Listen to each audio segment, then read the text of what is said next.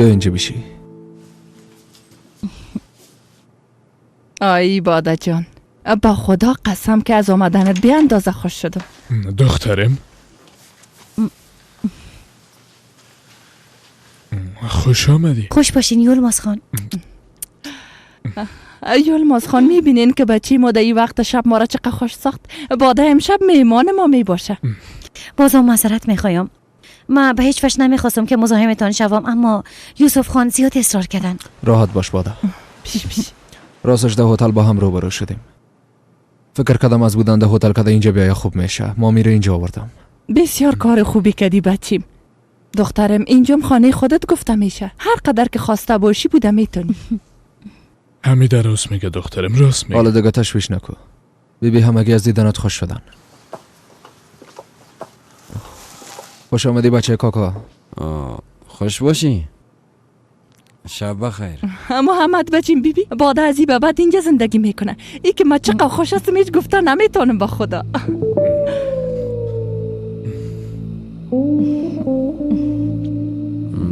خواهد راز ما هم خوش شدم. زود بیار خاله زود. چای بنوشیم که خستگی ما رفت شوه. سلطانه جان، بعد از چای مستقیم برو اتاق منوره آماده بساز. امشب باده مهمان ماست. باده جان.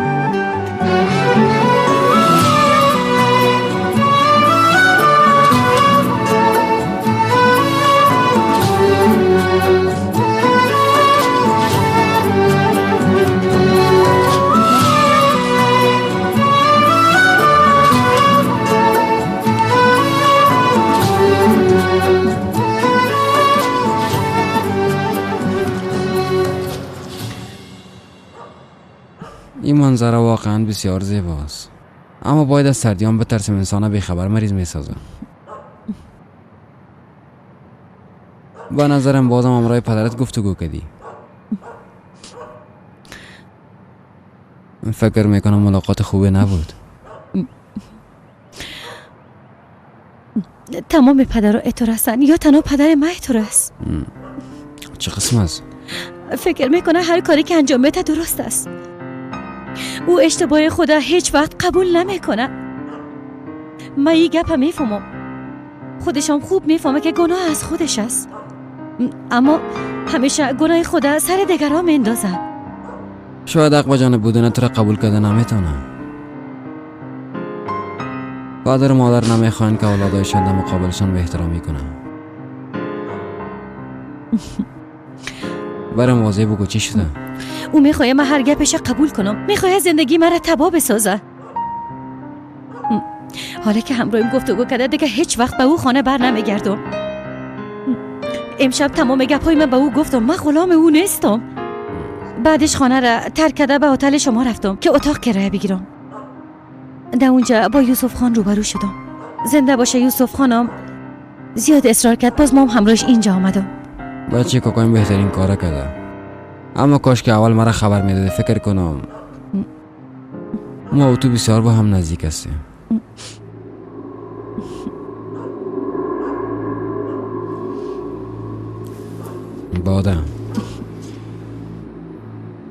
بعد از این به هر مشکلی که روبرو شدی اول مرا در جریان بان، درست است؟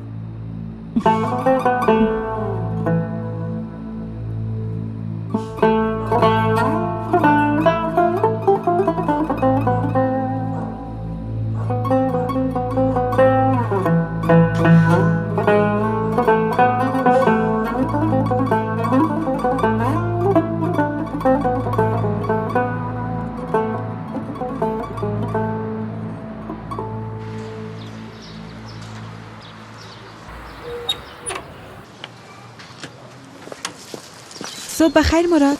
صبح شما بخیر. شب تا وقت خوابم اینجا می باشه، صبح ملازانم خودم میرسانه. توبه توبه. اوه مراد، چرا کلیدا را با خود نمیگیری؟ صبح بخیر. صبح بخیر. چی گپ است؟ شب ما را در خواب دیدی که در گل صبح دویده آمدی؟ پنور باید وقت رفت آمد خود در خانه از تو بپرسم. استغفرالله، از من نپرس، فقط کم تعجب کردم از او خاطری گپ گفتم. خوب است. یوسف بیدار شده یا نه؟ شاید حال صبحانه بخوره. توبه. تو از کجا پیدا شدی؟ برای صبحانه سمبوسا آوردیم. یا که صدای زنگ خطر تا خانه شما هم رسید؟ زنگ خطر چی خاله؟ چی شده؟ جانم صبح بخیر. یک دانه شب راحت خوابت بود؟ صبح بخیر خاله حمیده، بسیار راحت بودم، تشکر. شما چطور هستین؟ خوب هستم، یک دانیم زنده باشی. صبح بخیر. هوا دخترم، خوش آمدی. خوش باشین مادر. صبح بخیر مادر. صبح بخیر هوا جان.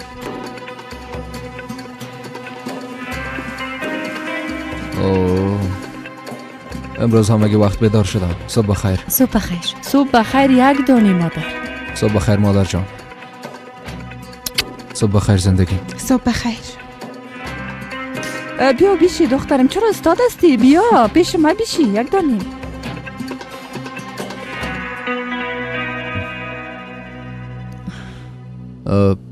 جانم بادا یک چند روز اینجا مهمان ما می باشه. بسیار خوب. خوش آمدی بادا جان. خوش باشی هوا جان. به همگیتون سلام. صبح بخیر پدر صبح جان. بخیر. صبح بخیر. صبح بخیر کاکا.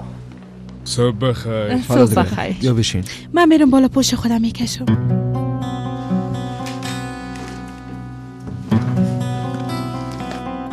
خاله اینجا چی جریان داره؟ این دختر با کدام جرأت اینجا آمده؟ یک کار کوبلیوز خدا به جمیله زنگ بزنی و به پدرش زنگ بزن. من نمیخوایم این دختر احمق اینجا باشه. درست است. آرام باش دختر.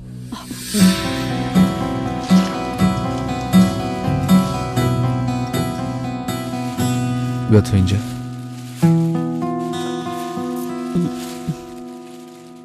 میفهمم بادره که اینجا دیدی بسیار حیران شدی، اما او به خواست خود اینجا نامده. من زیاد اصرار کردم. فقط یک چند روز اینجا میپاشه. خب بادر از کجا آوردی؟ دیشب در هتل همراه میمانا غذا میخوردم که بادر دیدم. همراه پدر خود جنگ کرده بود.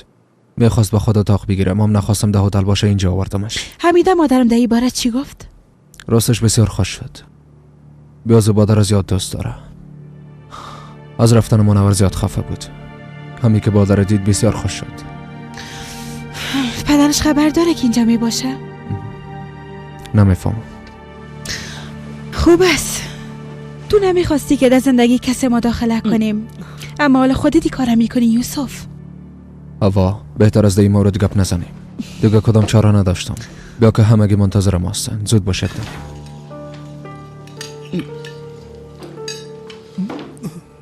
صبح بخیر. اوه سلطانه خاله ایره تو پخته کردی؟ نه خیر، هوا پخته کده.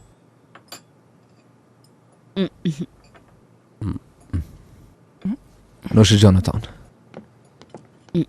نوش جانتان. زنده باشی. زنده باشی. ینگه جانی که یک بسیار مزه داره، زنده باشی. نوش جانت محمد بیادر. بادا جان، نان روغنی میخوایی برات آماده کنه؟ سلطانه خالی در یک دقیقه برات آماده میسازه. نه خاله حمیده زنده باشین، همین آن خوب است. درست است، هر قسمی که خودت میخوایی. بادا اگه بله میگفتی بهتر می بود، به خاطر که سلطانه خاله بسیار مزه‌دار پخته میکنه. راست شیر از قیصری آوردیم به دست پخته. خاله سلطانه نمیرسه، اما یام بسیار مزه دار است. عروس جان بفرمایید کاکا جان. میشه بوده رو برم بیتی.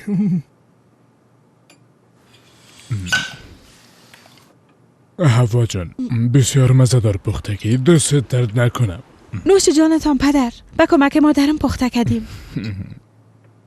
اوف یولماز خان، فکر کنم تو این گپا فراموش کردی که دکتر تو را از خوردن این چیزا منع کرده. باز چربی خونت بالا خاطر. او خانم ده یک دانه چیزی نمیشه. مادر جان تشویش نکنین. در روغن زیتون پخته کردیم. خوب کردی دخترم. سلطانه بیبی داخل این قیماق است. بلیاز خدایی را ازش دور کو که مریض فرق نشه. نمیکنه خاله جان. پیاز و مام قیماق بسیار خوش دارم. درست است دخترم. یوسف دیروز زیاد مصروف بودی، برات گفتن نتونستم. حالا که کل ما یک جای هستیم میشه که کارتای عروسی رو با هم یک جای دیده یکیش انتخاب کنیم. خوب گپ است.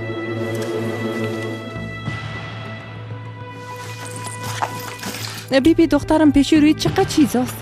مسک است، قیماق است. یک دفعه چربشان نکنی. فرق نمیکنه مادر. بیاز و اینا نمونه است.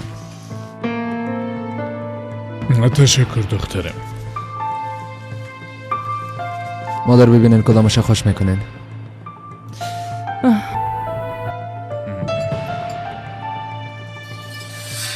هیچ نمیفهمم حالا کدامش خوش کنم. تمامش یک قسم هستن. یکیش خوش کنین دیگه اولادا. از کلش کده زیاد میری خوش کده. بیادر از این کدو دیگهش مقبول تر است. همیره میگی؟ خوب است. باده تو کدامش خوش کردی؟ نمیفهمم. راستش عروسی به من بسیار اهمیت داره. اگه من به جای شما می بودم هیچ از کارتای آماده استفاده نمی کردم.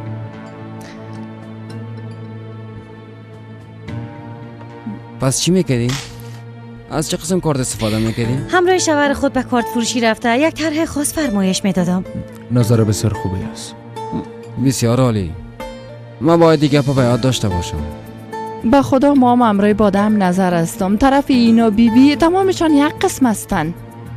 اگر نظر باده را قبول کنین خوب میشه. منم میفهمم مادر. هر کدامش که هوا خوش کنه. البته.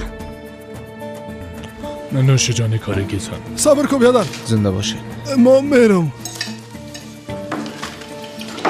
اوهو بسیار دیر شده. امروز در شرکت جلسه داریم. اگه خواسته باشین ما آهسته آهسته بریم دیگه. ما خواه آماده هستم. پس ما میرم لباسای خودت تبدیل کنم. منتظر من خومی باشین. در باغچه منتظرت میباشم. خوب است. مام یک بار بالا پشت کلیدا میرم.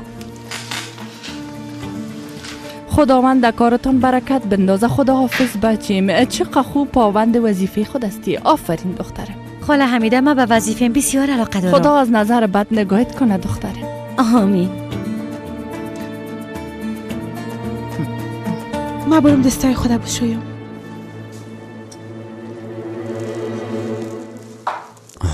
محمد بفرمایین. از تو یک سوال میپرسم. بادر کی به وظیفه استخدام کرد؟ نفهمیدم. یعنی باده خودش به خاطر کار کردن آمد یا کسی دیگه او را پیشنهاد کرد؟ راستش پیش ما خونه آمده بود. خانم کاکایم پیشنهاد کرد. خانواده‌اش میشنه. گفت یک بار همراهش ملاقات کنه. دیدی که چقدر دختر ذکی و هوشیار برآمد. چی گپ شده؟ چرا دفعه سوال پرسیدی؟ اما تو زنده باشی. من میرم لباسای خودت تبدیل کنم. درست است دخترم درست است.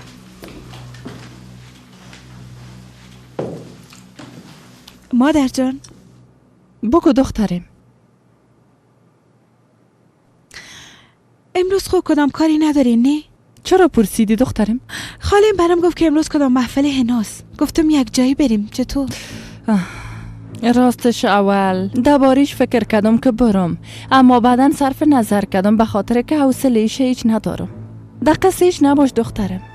در این فصل ای قسم محفلای حنا و عروسی ها زیاد برگزار میشه. اگه از یکیش ماندیم در دیگیش میریم. درست است جانم؟ درست است مادر جان. هر قسمی که شما خواسته باشین. درست است دخترم. آفرین. یک دفعه ما بالا میرم. درست است مادر جان.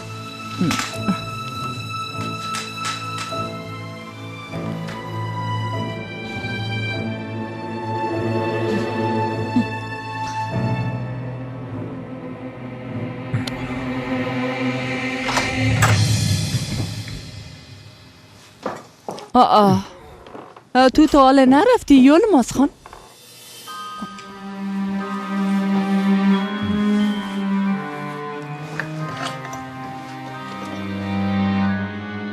حمیده تو از آمدن بادده ای خانه خبر داشتی همه تا نیست؟ توبه من خو فالبین نیستم، از کجا میفهمیدم؟ راستش از دیشب تو را میبینم که بسیار خوش هستی، فقط که دختر یک دانیت آمده باشه خانم حمیده. باز من فکر کردم که در تمام ای کارا فقط تو تست داری حمیده. هیچ باور کردن نمیتونم که در مورد من قسم فکر میکنی. با این کارت ما برات چی بگویم؟ من هر کاری که انجام میتم به خاطر خوبی بچی خود انجام میتم یلماز خان. ضرورت به ایق سوال و جواب نیست، فهمیدی؟ گوش که حمیده، اگه تو واقعا خوبی بچه خودم میخوایی در این صورت باده باید هر چی زودتر از این خانه بره. اگه نرفت تو باید روانش کنی. گپ ما فهمیدی یا نه؟ با ما چی؟ یوسف امره خود آوردش، پس خودش ببره. حمیده من گفتنی خدا گفتم دیگه تو خودت میفهمی که چی میکنی.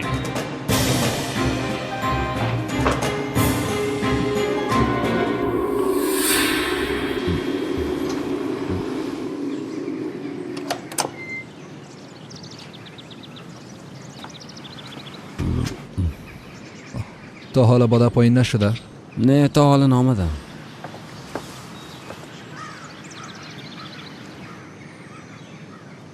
بچه کاکا از تو یک سوال دارم. بپرس بچه کاکا. بیاد در این روزا زیاده هیجان نیستم. همراه بادا کدام رابطه خاص داری؟ یعنی دوستش داری؟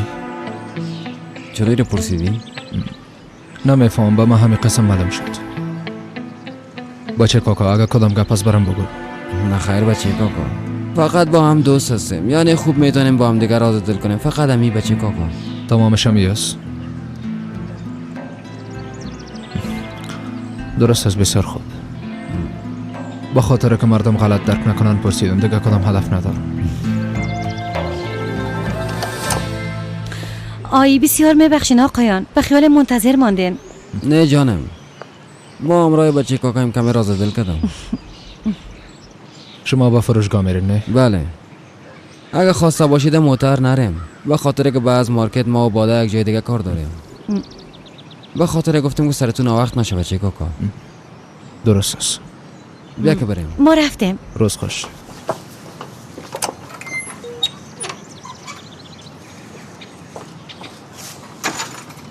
میری عزیزم؟ میرم یک دانه.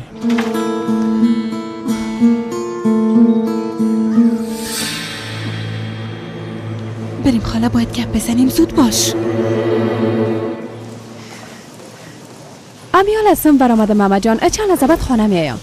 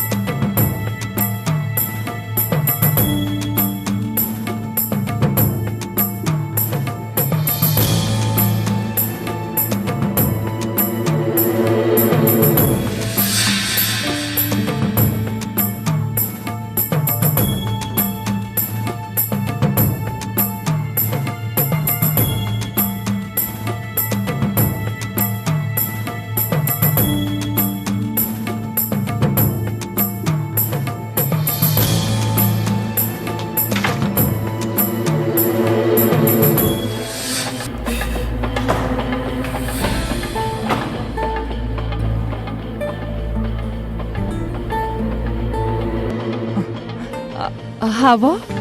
مادر جان شما خوب هستین؟ بله خوب هستم. صبح شما گفته بودین که سرم درد میکنه، بعد دیدنتان به خانه رفتم، گفتن که اینجا آمدین، من خوش شدم اینجا آمدم تا شما را تنها نمانم. بسیار کار خوب کردی دخترم. نام خدا بسیار خوب معلوم میشین. پس بادام اینجا بوده. بله. هیچ نپرس هوا دخترم. من خو گفتم که نمیرم، حوصله ندارم، اما برم گفت که بیا ساعتت اونجا تیر میشه خاله جان. در این محفل بادم دعوت بوده، بسیار شاله شد. که باید این محفل بریم. ما مجبور شدم آمدم، چیزی گفتن نتانستم. خب ده این کار گناه شما نیست، میهمان است دیگه، گپ شرط کردن نتونستی. ما یک بار داخل میرم. درست است. اینجا بسیار گرمی است، بسیار.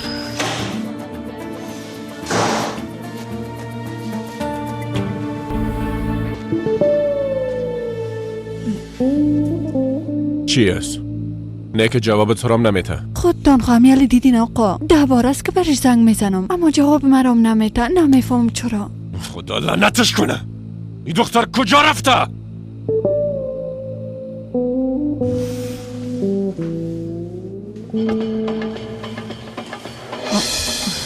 هوا؟ باده جان چطور هستی؟ خوب هستم، تو چطور هستی؟ خوب هستم. حمیده مادر زیاد اصرار کرد، گفت که مرا اینجا تنها نمان. باز ما آمدم، کاش میگفتی که تو هم دعوت هستی. بازی قسم تنها نمی آمدیم، یک جای می آمدیم. البته حق با توست، اما مده آخرین لحظات تصمیم گرفتم. فهمیدم. میرم از بین وسایلم صابون بگیرم. درست است.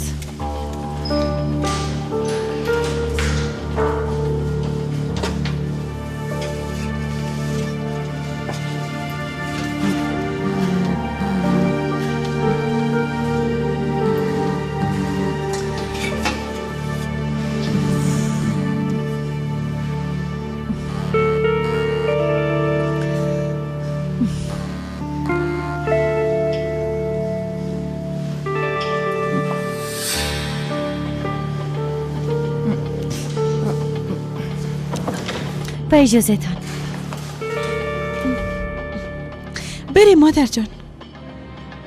این دختر مقبول کی است؟ ما عروس خانم حمیده هستم، نامزد یوسف خان جیغلو هوا. بسیار خوب. ده نامزدی خبر کرده بودی اما آمدن نتونستم. نام خدا بسیار مقبول استی. تشکر، زنده باشین. حمیده خانم یگان وقتم روی عروست با دیدن ما بیا خوش میشم. حتما میایم، چرا نه؟ خوب دی وقتا یکم مصروف بودیم از خاطر. بخیر. عروسیشون چی وقت است؟ انشالله در تابستان است. اما تو نیست مادر جان؟ البته انشالله اگر قسمت بود. از دیروز به این طرف باده گفته کاملا دیوانه شده. شما کجا هستین خانم باده؟ من خب گفتم که خوب هستم، شما تشویش مرا نکنین. فکرت باشه که به پدرم نگویی من خانه خانجی اغلو هستم، فهمیدی؟ من بعدم برش زنگ بزنم. من خب به پدرت نمیگم دختره. بیاز پدرت خراب است. اگه از این گپ خبر شوه حتما کدام بلای سرت میاره. درست است. مادر بگو دخترم بگو. میگم محفل هنای منام دمینجا بگیریم، بسیار لذت خواد بردیم. اما غذایش از این کنه خوبتر فرمایش میتیم. ببینن اینا هیچ مزدار نیستن. دخترم اگه قرار باشه که محفل هنای تو رام دمینجا بگیریم باید اما قسم غذا را فرمایش بتیم. اما قسم رسم رواج است. درست است؟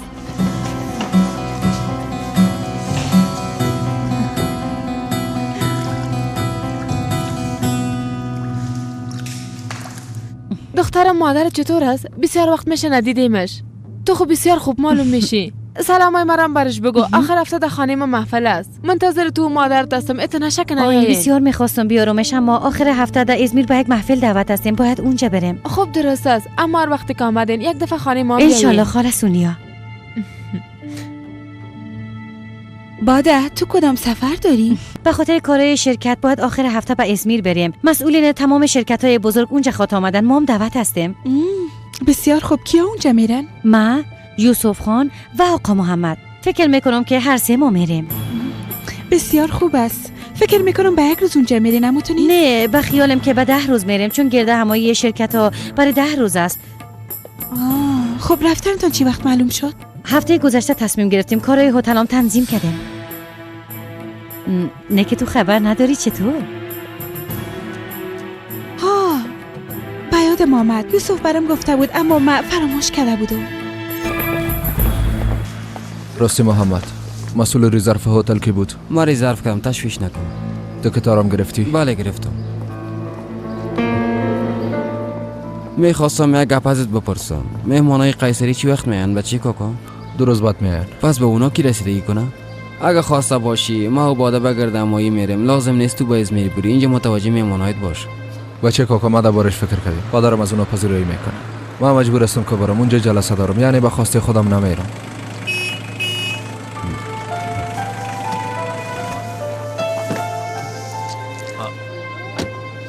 سلام داماد. تبریک باشه رمزی کاکا. زنده باشی. این موتر از برکت عمار دامادم است. با من گفت که پدر کارهای تو بدون موتر مشکل خواد بود، از این خاطری موتر شیکه برام خرید. ما هم خانم ما گرفته با چکر میریم.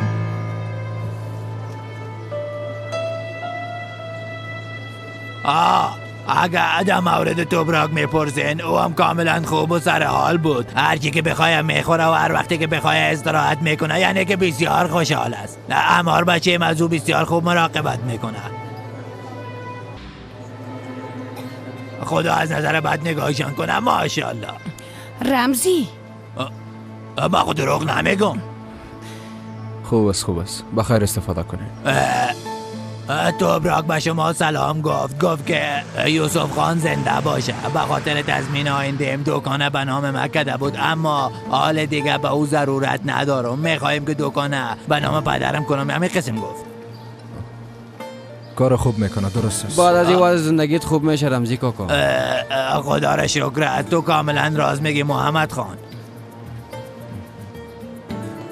شما هر دو قسم پیاده کجا میرین؟ اگه خواسته باشین من شما رو میرسانم. زنده باشین.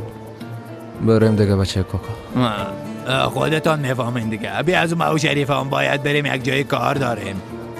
خدا حافظتان.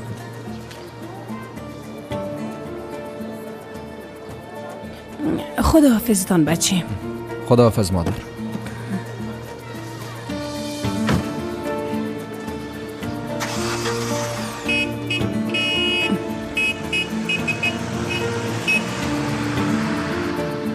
به خدا کارت خراب است بچه کاکا. این خون آدم هم میچوشه. اشاره مازر است دیگه.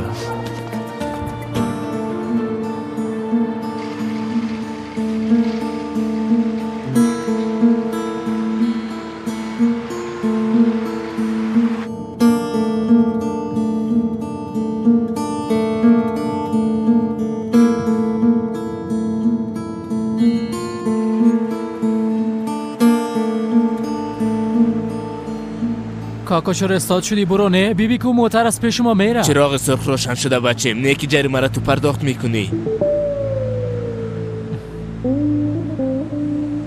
فرست خریداری ماست اضافه کردین همه جان؟ اضافه کردم. تو هیچ تشویش نکن، چیزی یادم نمیره منور. بسیار خوب است. جانم بیبی که من برای چی میگم؟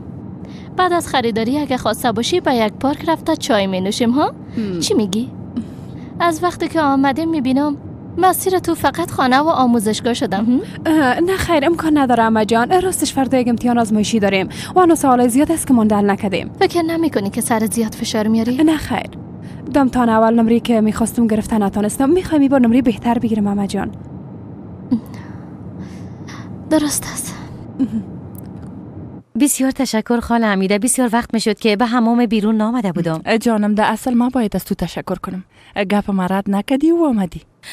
اما خاله حمیده فکر میکنم هوا از این خبر نداره که شما مرا اینجا خواستین. من برش نگفتم، فقط به خاطر که نخواستم او جگرخون شوه. اما چرا او باید به این گپ جگرخون شوه؟ چی بفهمم؟ وقتی ددان دروازه با هم روبرو شدیم تو فکر کردم که او از من خفه است. باده جان، تو این فکر مقبولت با این چیزا خراب نساز. خدا را شکر همگی از این اوضاع راضی هستن. درست است. بازم به خاطر که مرا اینجا خواستین تشکر میکنم. بسیار راحت شدم. زنده باشین. تو هم زنده باشی. خب دیگه شام میبینیم.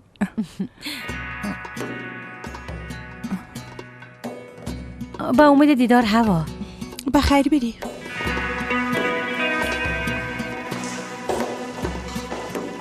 تو لباسایت پوشیدی؟ بله. خوب است. حالا دیگه خانه برو که مادرت به تشویش نشه. از طرف ما برش سلام بگو. درست است؟ درست است میگم مادر جان. اما من میخواستم با شما خانه رفته قهوه بنوشیم و با هم دیگه قصه کنیم. آی چی بگویم هوا جان؟ شاید تو فکر کنی که من تمام خواستایت رد میکنم، اما باور کن که من یک کار ضرور دارم. کدام وقت دیگه ها؟ درست است مادر جان. هر قسمی که خواسته باشیم. درست است جان.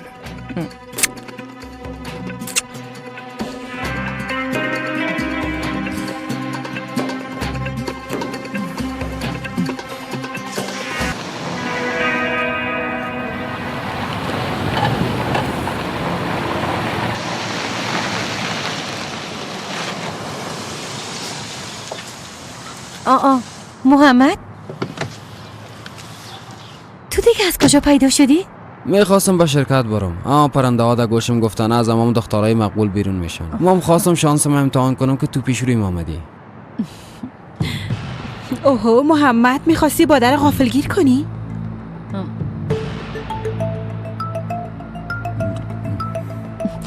راستش ما میخواستم جایی برم اما بیا هر جایی که خواسته باشی میرسونمت. درست است. هوا بیا که تو رو هم برسانیم. همونطور نیست محمد؟ نه خیر نه، نمیخوایم که مزاحم شما شم. بعدن خواد دیدیم. حالا دیگه خوب است، بعدن میبینیم.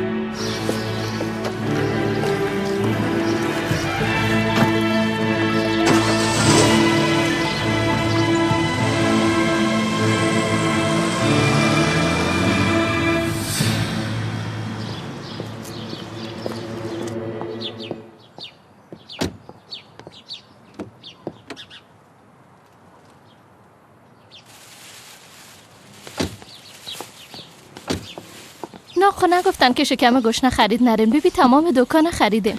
با خدا از گشنگی کم از ظرف کنم ماما جان. اول باید غذا بخوریم. پس دیگه چی میخواین که غذام نخوریم؟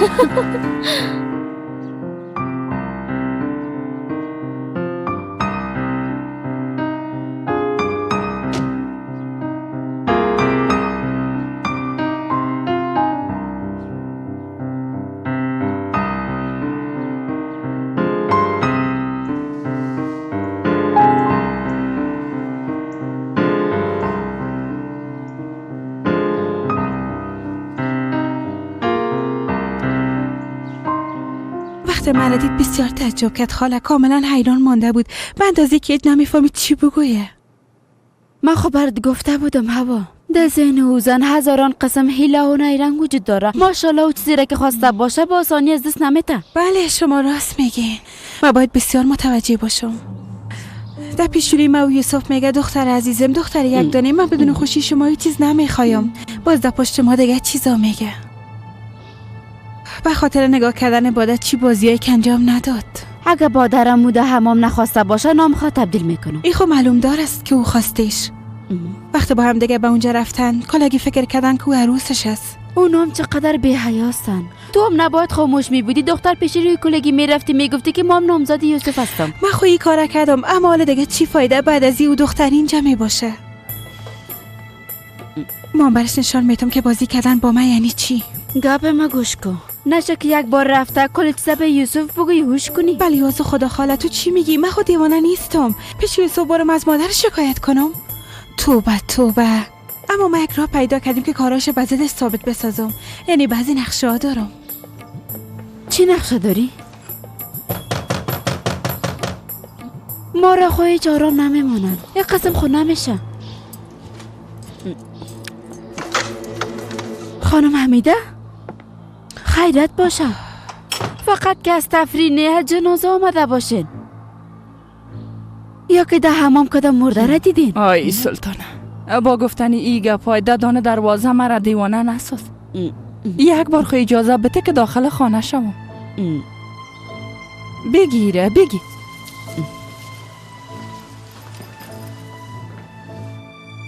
مادر جان تو اینجا هستی هوا دخترم؟ تو چرا به خانه تان نرفتی؟ پدرت خانه نیست، نباید مادرت تنها میموندی. پدرم امروز خالم از استانبول پس آمد مادر جان. واقعا من هیچ خبر نداشتم. راستی توپراک چطور است؟ با خدا زیاد دلم میشه زنگ بزنم اما میترسم که با شنیدن صدایش جگرخون نشم. خدا را شکر که او خوب است. شما تشویش نکنید. آی بسیار خوش شدم. راست میگم او بیچاره زیاد رنج کشید. حالا خدا او را خوش داشته باشه. خب شما خود گفته بودن که پیش دوستایتان میرین. آی هوا جان وقتی از همان برآمدم خدا بسیار خسته احساس کردم. از او خاطر خواستم خانه بیایم. پس من براتون یک قهوه آماده میکنم که خستگیتان رفت بسازم. نه خیر دخترم لازم نیست. هیچ زحمت نکش. من کم استراحت میکنم ها. اگه آماده کنم خوب میشه چون بعضی گفتنی ها براتون دارم مادر جان. درست است. آماده کن. ما هم دست روی ما میشویم ها. درست است.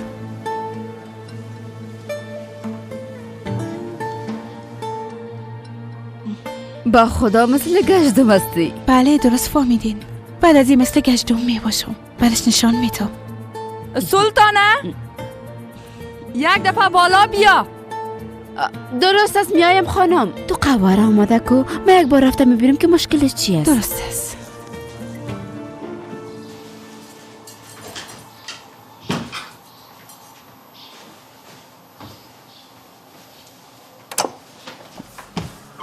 تو اینجا چی میکنی پنر؟ میخواستم لباسای را که به خشکشوی میبریم جمع کنم. خوب است خوب است. زود باش تو اینا را ببر مراد حالا پشتشان میایم. خیرت باشه خانم. سلطانه به خدا قسم که عقل خدا از دست خود دادم. هر قدر که از این دختر فرار میکنم همه قدر خدا برم نزدیک میسازه. مار از پودینه خوشش نمیاد. بله کاملا همه قسم است. این دختر از پودینه هم بدتر است. دل آدم از زندگی بد میکنه.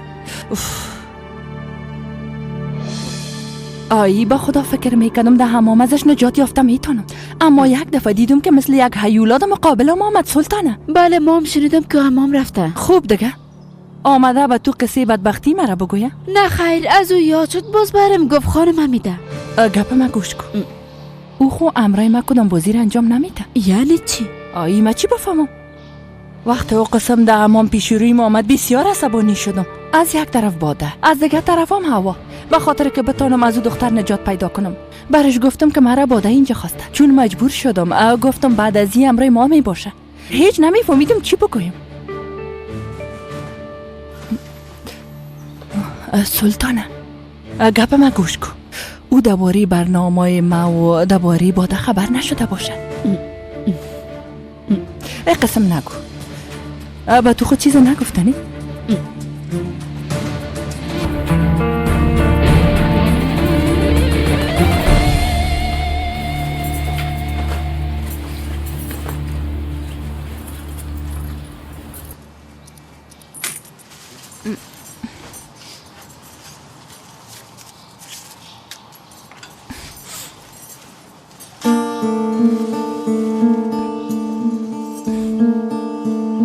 توبه توبه این دیگه چیز؟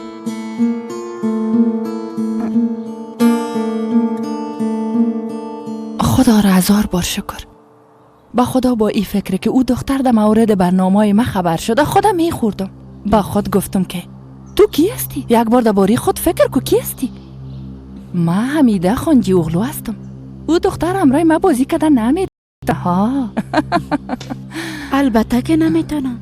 او یک طفل است و شما یک خانم با تجربه هستین، اما شما تشویش نکنین. او شما را بسیار دوست داره. همیشه شما را مادر جان گفته با خود میباله.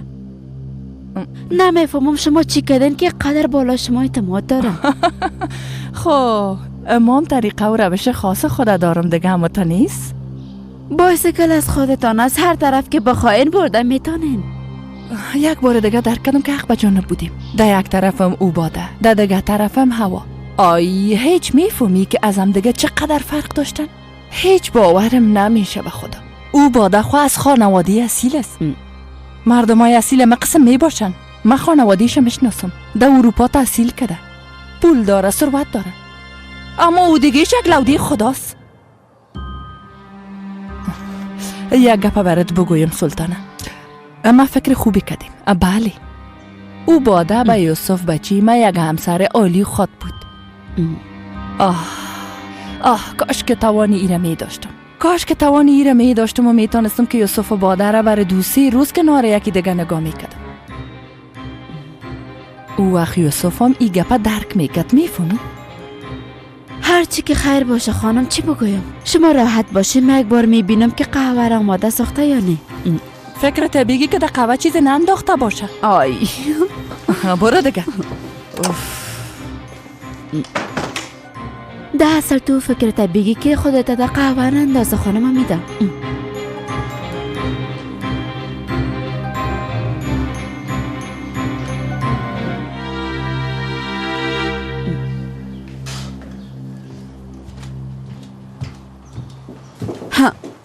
تو قهوه را آماده کردی؟ بله آماده کردم. از بدبینی چیزی در بینش ننداخته باشی.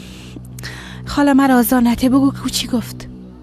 دیگه چی بگویه؟ همین 2 دقیقه خواست که از ما پاسجویی کنه. گفت هوا بالا ما شک کرده یا نه، یا که از رابطه ما باده خبر شده یا نه. خب تو برش چی گفتی؟ فکر میکنی تو را میفروشه؟ گفتم هیچ چیزی نفهمیده. او دختر تو را بسیار دوست داره. گفتم کاملا راحت باشین، بازیکن از خودتان است. حال دیگه نوبت تو است که محبت خود نشان بدی. گپ ما گوش کن. این راهی را که باز کردیم بسته نسازی و باز پیش ما آمده گریه نکنی. اگر او وقت از سیمام کار ساختن نیز گفته باشم. درست از خاله فهمیدم. درست از خاله فهمیدم.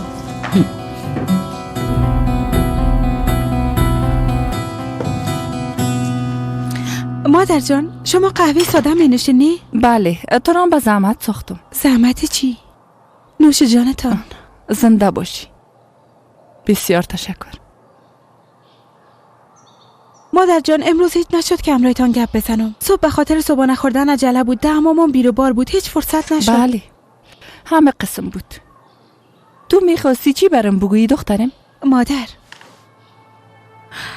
ما فکر کردیم که باده یک دختر خوب است، اما ما بعد از این اتفاقات اخیر کمی نارام شده. مادر، خب به نظر شما ماندن اون دختر در اینجا درست است؟ یعنی او دختر در دیگه جای بوده نمیتونه؟ او یک عالم خیش قوم داره، نمیتونه پیش یکی از اونا بره؟ دخترم باده خب به خواست خود اینجا نامده. یوسف همی کار مناسب دیده او را اینجا آورد. درست است مادر جان، شما کاملا حق به جانب هستین. اما فکر کنین اگه خود باده نمیخواست باز یوسف خود رو به اینجا به زور آورده نمیتونست. لطفا چیزایی را که میخوایم بگویم غلط درک نکنین. باده را بدونه که کسی چیز بگویه به همام آمد. درست است هوا، اما اینا تصادفاً صورت گرفت. یعنی حال ما به یک دختره که میخواید خانه ما زندگی کنه میتونیم بگوییم که بره؟ در ضمن خود ما باید او را دعوت میکردیم. ما میخواستم که میگه بگویم مادر جان. او از چیزی که فکر میکنم هوشیارتر است. همیشه کوشش میکنه که شما را مجبور بسازه. متوجه شدین؟ فکر میکنه قسمی به شما و به یوسف نزدیک خواهد شد. او بسیار زیرک است. به نظر من میخواد یوسف از خود بسازه. با خدا من هیچ نمیفهمم که چی بگویم دختره. شما تشویش نکنین مادر جان. ما درباره‌اش فکر کردیم.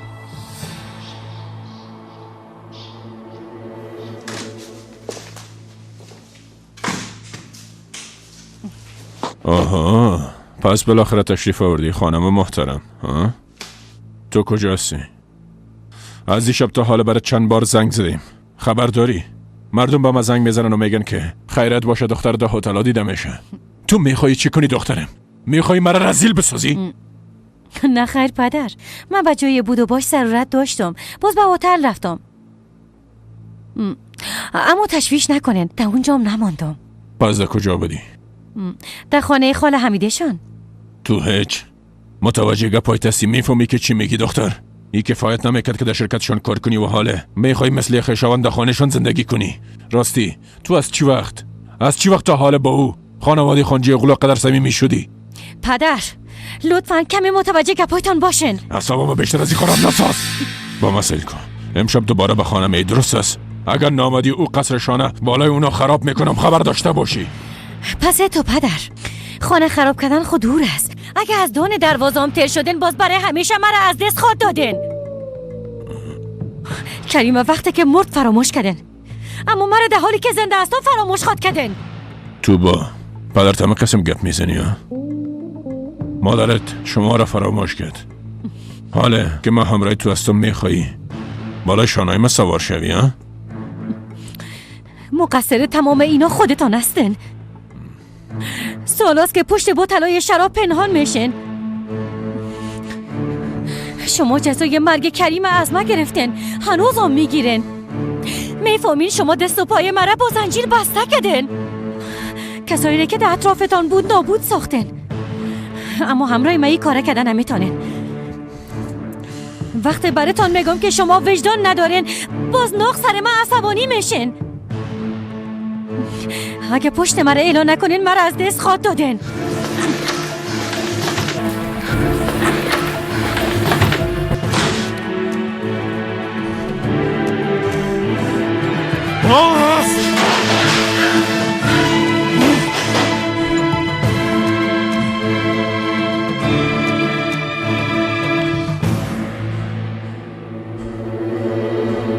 من میخوایم میره بگویم که به نظر من محمد از باده خوشش آمده.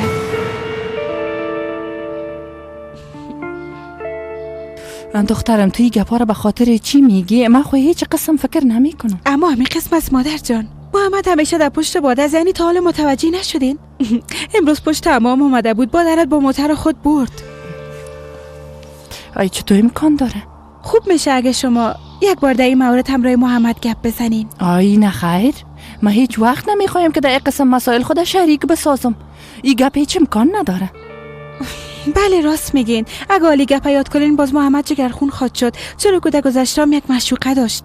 یوسفی گپ برم گفته بود فکر کنم محمد در گذشته عروسی کرده بوده، بعد از مشکلات زیاد هم از او جدا شده، با وجودی که او را زیاد دوست داشته. خب قسمتش هم این قسم بوده. شاید این دفعه خوشبخت شوم مادر. میگم چرا کاری نکن که دو نفر به هم دیگه نزدیکتر شون. هم محمد خوش خواد شد، هم برای ما دیگه خطر باقی نمیمونه. اما این کار چطور انجام داده میتونی؟ تو خودت نمیگفتی که او باده عاشق یوسف شده؟ خب حالا برش بگوی او را دوست نداشته باش، محمد را داشته باش. این قسم نمیگم مادر جان. ما درباره اون فکر کردیم. یک فرصت بسیار خوب داریم، بسیار خوب.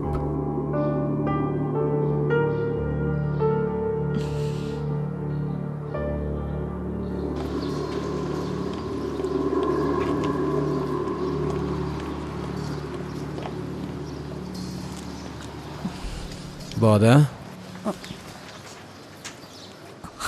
نگفتی که منتظرم نمی باشی؟ نتونستم که برم. عالی شد.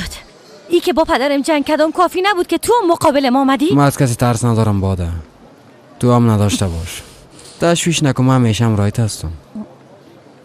با دل نگی، راستش کمی اعصابم خراب است. با همه اگان چیز می نوشه.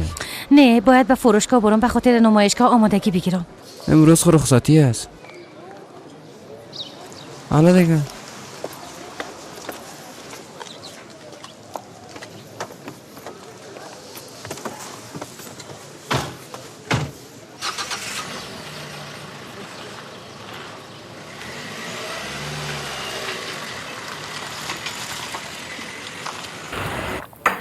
اگه باده و محمد به تنهایی به اون نمایشگاه برن، باز شما این موضوع رو حل شده فکر کنین. اگه این موقع رو برشان بدین باز با هم صمیمی خواد شدن. شاید هم باز محمد خوشش بیایه، کی میفهمه؟ اگه خوشش هم نیایه بازم وقتی را بفهمه که محمد از او خوشش میایه به یوسف نزدیک شدن نمیتونه، چون یوسف و محمد مثل برادر هستن. او جرأت نمیکنه که بین دو نفر قرار بگیره. تو تمام برنامه را به خوبی آماده کردی دخترم. حالا بگو که از من چی میخوایی؟ از شما فقط یک چیز میخوایم مادر جان. باید یک کاری کنین، یک دلیل پیدا کنین که یوسف به اون نمایشگاه نره.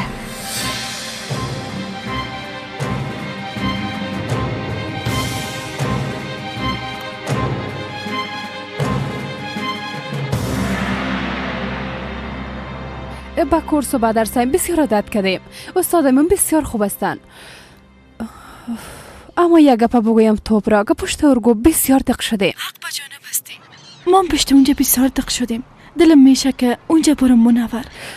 میفهمی انسان وقتی از خانه خود دور باشه باز قدرش هم میفهمه. عزیزم تنها از خانهش نه بلکه از تمام کسایی را که دوست داشتن. هر اتفاقی هم که بینشون افتاده باشه بازم آدم هر قدر کوشش کنه نمیتونه. بعضی کسا را فراموش کنه، یعنی از این خود بر همیشه دور کنه. اما تو نیست منور. نه خیر، تو چرا قسم گپا رو میگی توبرا؟ چطور نفهمیدی؟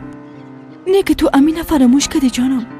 یعنی هیچ به تشویشش نیستی؟ نه خیر، به تشویش نیستم. یعنی ای که او چی کار کرده و چی کار میکنه ای تقصیش نیستم. خب ما میخوایم تمام اتفاقاتی که در گذشته رخ داده فراموش کنم توبرا. تنها خواستم ای است که در امتحان کنکور کامیاب شم و برای خود ادامه بدم. ما بالات اعتماد کامل دارم. تو حتما کامیاب میشی. اصلا تشویش نکن. زنده باشی جانم. تو حتی از او رای دورم امرای هم دردی میکنی. تو هم امرای ماموت هستی منور جان. هر وقت که پشت خواهرم دق شوم یا وقت بخوایم یک صدای آشنا رو بشنوم به تو زنگ میزنم مثل امیاله. خود اگه فکر کنم که زیاد گپ زدیم حالا میرم که کم درس بخونم. درست است توبرا جان؟ درست است. میبوسمت، متوجه خودت باش منور جان. موفق باشی. زنده باشی. بسیار زیاد تشکر. میبوسمت جانم.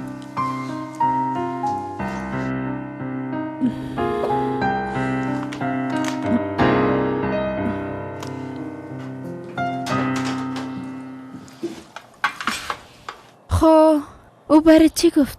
کدام بهانه پیدا کرده تا نیست؟ به نظر دیگه پرد کردم میتونه خاله. گفت تشویش نکن دخترم، من از زودترین فرصت همراه یوسف گپ میزنم. بعد به اون نمایشگاه همراه محمد خود رفت. او گفت تو هم باور کردی؟ خاله کدام راهی دگام داره؟ بلی یاس خدا. اگه بخواه این موضوع را 2 دقیقه حل میسازه، اما اگه نخواه باز چهره اصلیش معلوم خواهد شد. او وقت ببینم که برام چی قسم توضیح خواهد داد. راستش تو خوب به خاطر از بین بردن حمیده کمرت بسته کردی، اما متوجه باش کدام اشتباه نکنی دختر جان. خاله چرا این قسم میگی؟ احمق. اگه حمیده کار نکنه یوسف همراه باده به ازمیر خود رفت، گفت تا باشم برات.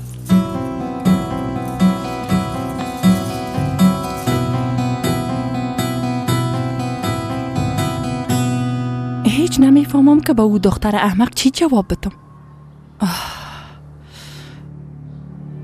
فکر کنم محمد در گذشته عروسی کرده بوده و بعد از مشکلات زیادی از او جدا شده، با وجودی که او زیاد دوست داشته.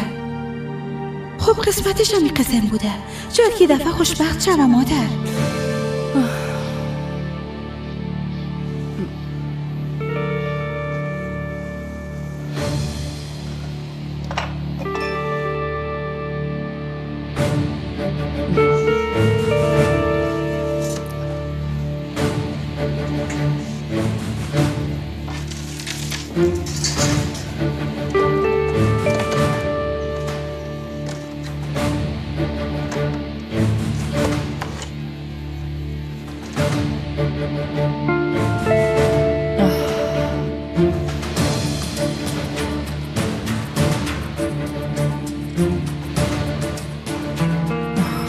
چرا نشه؟ خوبم خواهد شد.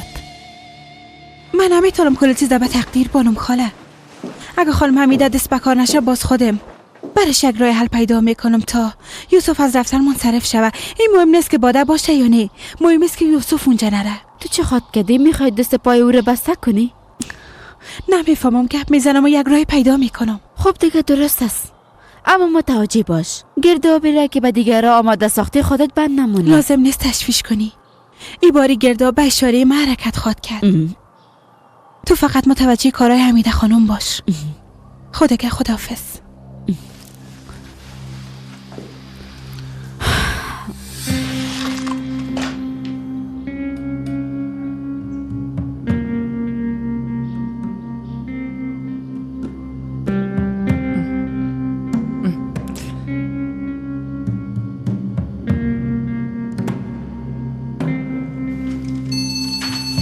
بعدن گپ میزنیم.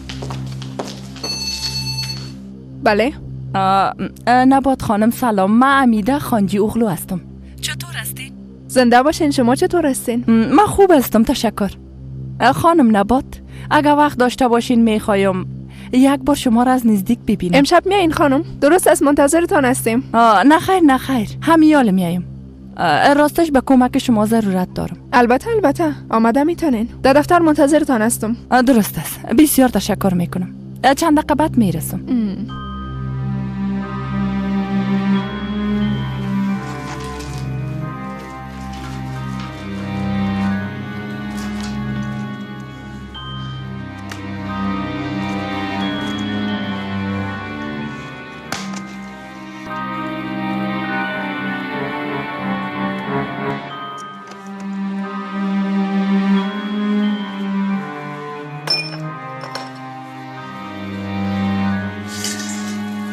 بله.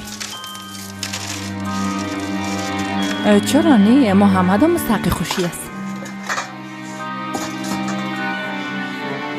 تو بسیار کار خوبی کردی هوا.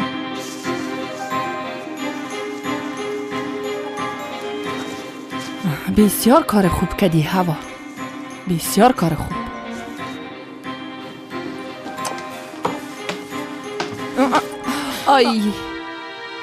آی مرا ترساندی پنار.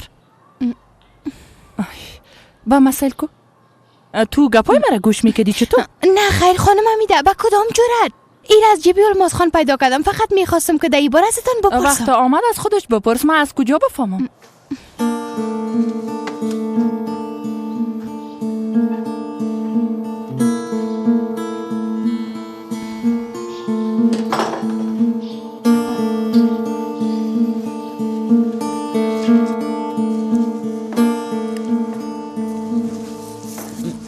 خانم حمیده، من میخواستم پیش شما بیایم. هوا براتون چی گفت؟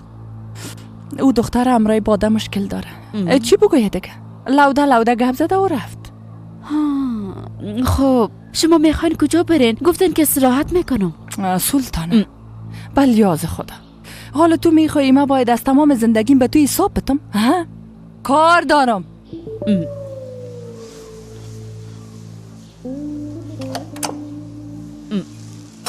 میگه کار دارم. خدا میفهمه چی نقشه داره. احمقه.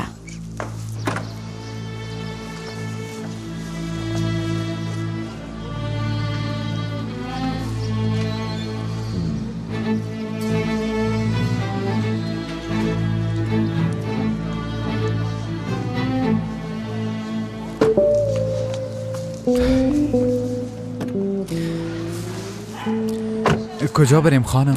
بچه میخوایم به دفتر نبات خانم برم. خب چرا حرکت نمی کنی؟ برو دیگه.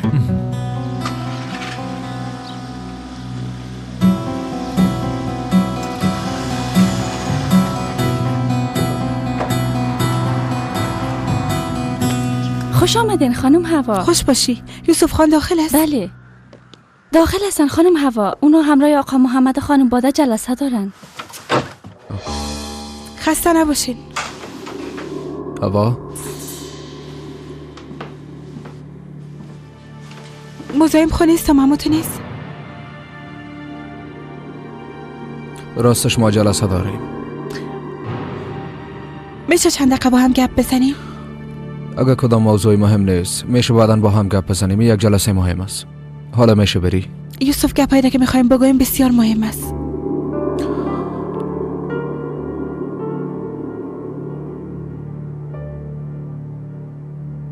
درست است. پس بیا که بیرون بریم.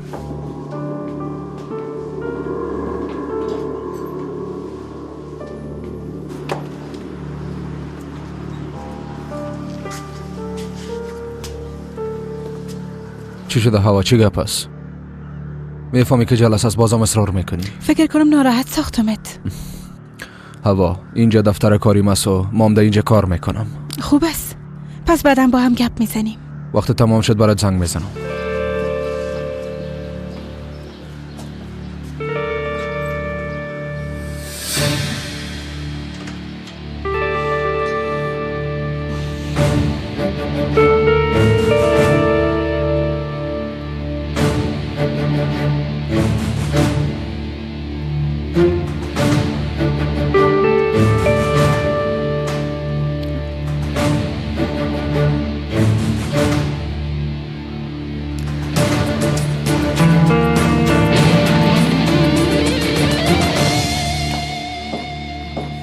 خوش آمدین خانم هوا. میشه یک چای برام بخوایی؟ البته.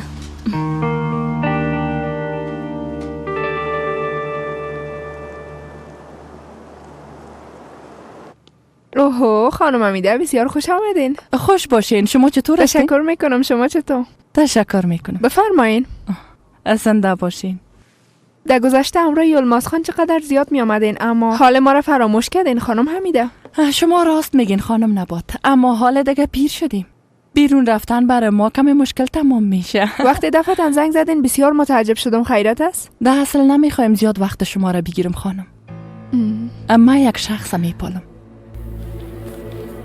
شما با مردمای زیاد سر و کار دارین و بسیار فهمیده هم هستین.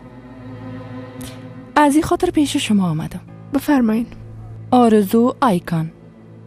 شما میفهمین که او در کجا بوده میتونه؟ یادتان نامد؟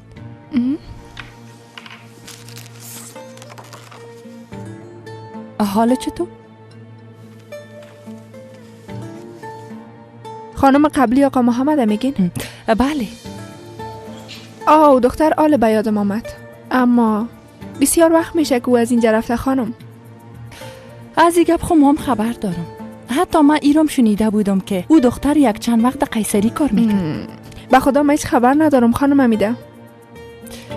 ببینین نبات خانم، این موضوع با ما بسیار مهم است. فهمیده میتونین؟ راستش من ایرام میفهمم که او دختر از مشتریای خاص شما بود.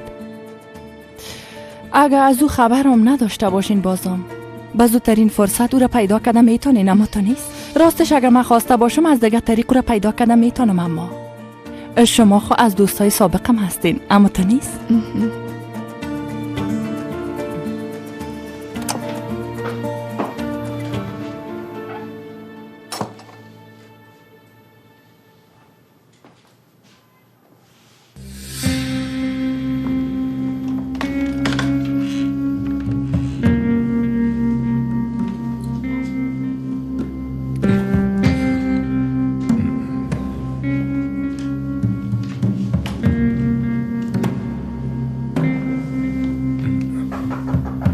بیا.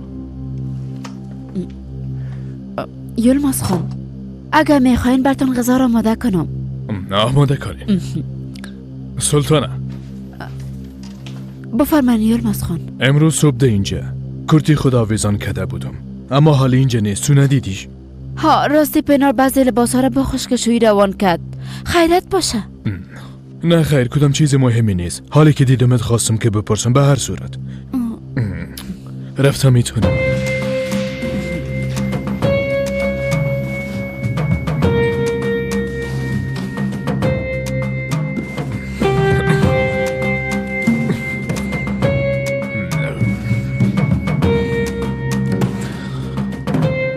من اوراق میبینم که به خاطر هتل کدام مشکل پیدا نشه. درست است.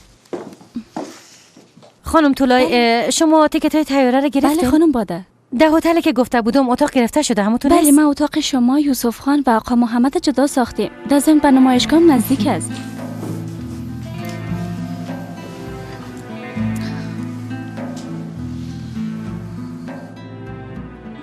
تو ده اینجا منتظر ماندی؟ گفتم وقت تمام شد برات زنگ میزنم. تو بسیار مصروف هستی نه؟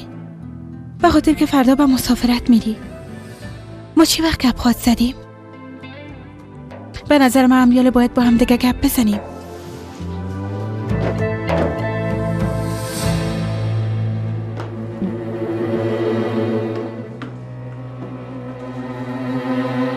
درست است ارهان. بسیار تشکر. من اینجا منتظرت هستم. شما کاملا درست شنیدین. او دختر بعد از برگشتن از آدانا در قیصری وظیفه گرفته. بسیار تشکر میکنم. میفهمیدم که به نشانی درست آمدیم. اما من از شما یک خواهش دیگه دارم. لطفاً این موضوع را بین خودمان نگاه کنین.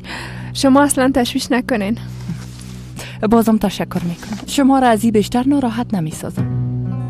خداحافظتان. روزتان خوش. خداحافظ. خداحافظ.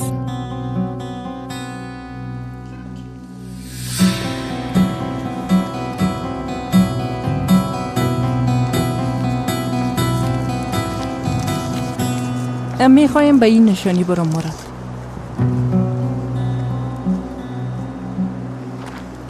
حالا دیگه بچین.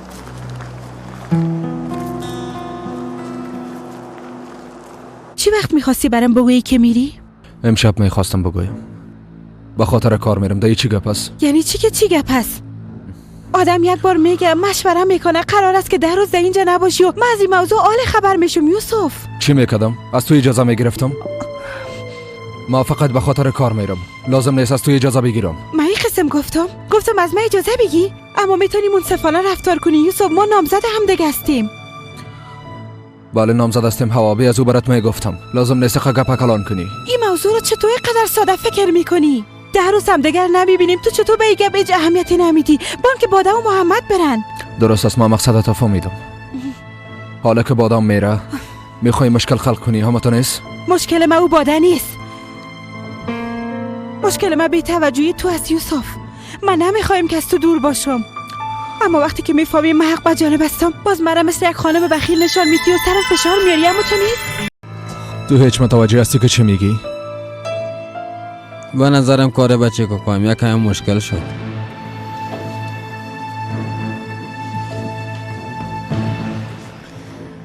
فکر میکنی هوا از خاطر من قدر ناراحت هست؟ نه، این موضوع به تو ارتباط نداره.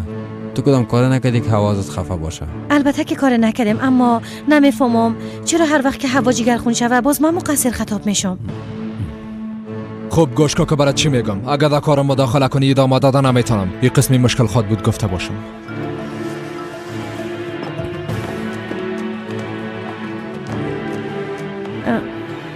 گوش کنین، امروز کل ما بسیار خسته شدیم.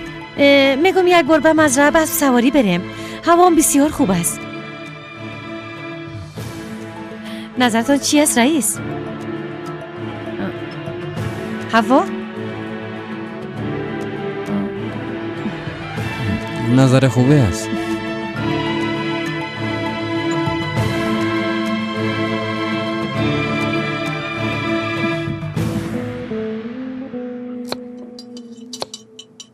ایرا باید این قسم خوب میده کنی.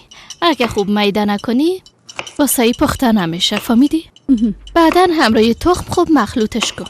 وقتی خوب مخلوط شد باز وقت میتونی که شیرم همراهش مخلوط بسازی. اما همی که شیر از یخچال کشیدی نه بعد اضافه کنی، به خاطری که دو وقت بسیار سرد میباشه. درست است. آما جان، میشه موبایل ما برام بیارین که جواب بدم؟ دست ما بند است. سلما زنگ زده. اوه بابا، امروز چقدر مزاحم زنگ میزنه. به نظر ما باید همراهش گپ بزنیم. نه، ما به نام سلما کسی را نمیشناسم. اینا رو با هم مخلوط کنم، اما قدر کافی است.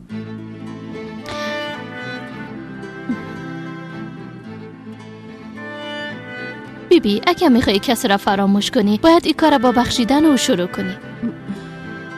او را ببخش که قلبت آرام شود جانم. جواب بده، اگه نه جگرخون میشی.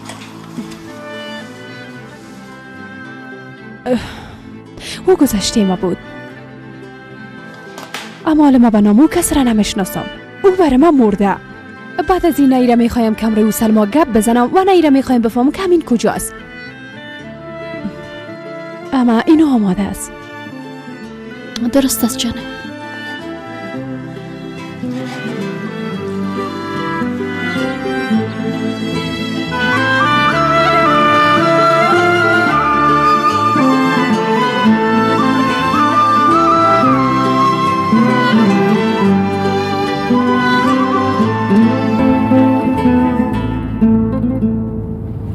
باده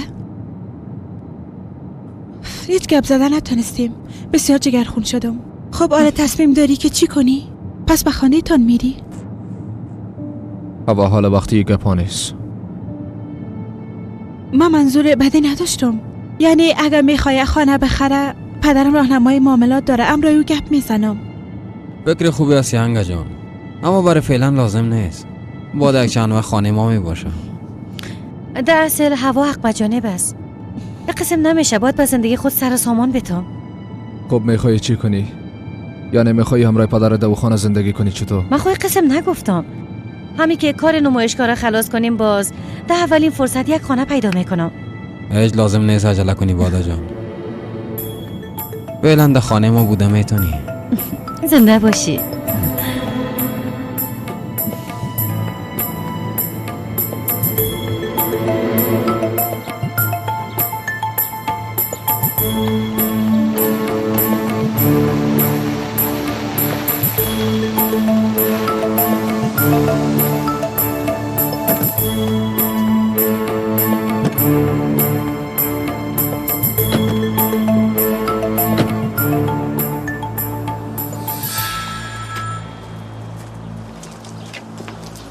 ما منتظرت هستیم. درست است. بله خاله. کجاستی دختر؟ نه که به تفریح رفتی؟ بس سواری آمدیم. چطور؟ چی شده؟ با تشویش شدم. حمیده بر زنگ زده یا نه؟ خاله، همراه خانم حمیده خود تو در او خانه هستی، پس چرا از من میپرسی؟ با خدا چی بگم حمیده بعد از رفتن تو مثل برق بیرون رفت. تا هنوز پس به خانه نامده. به نظر ما کدام بازی را برای انداختن. گفتم ببینم به تو زنگ زده یا نه. توبه توبه، به من چرا زنگ بزنه؟ خب معلوم دار است که رفتم راه یوسف گپ بزنه. البته اگه بتونه او را پیدا کنه. تو خب بسیار خیال پردازی میکنی. خدا کنه که همه قسم شود. خب دیگه خاله جان، حالا باید قطع کنم. باز شام حتما پیشت میایم. درست است؟ خداحافظ.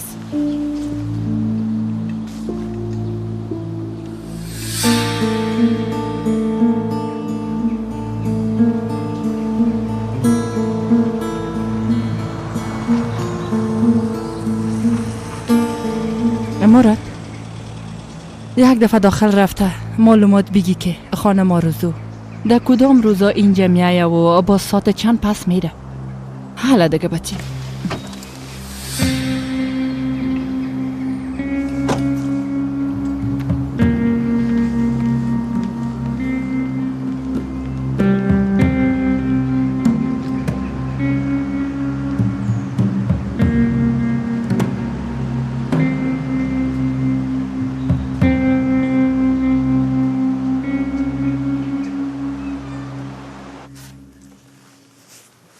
خب باده نگفتید از زندگیت کسی هست یا نه؟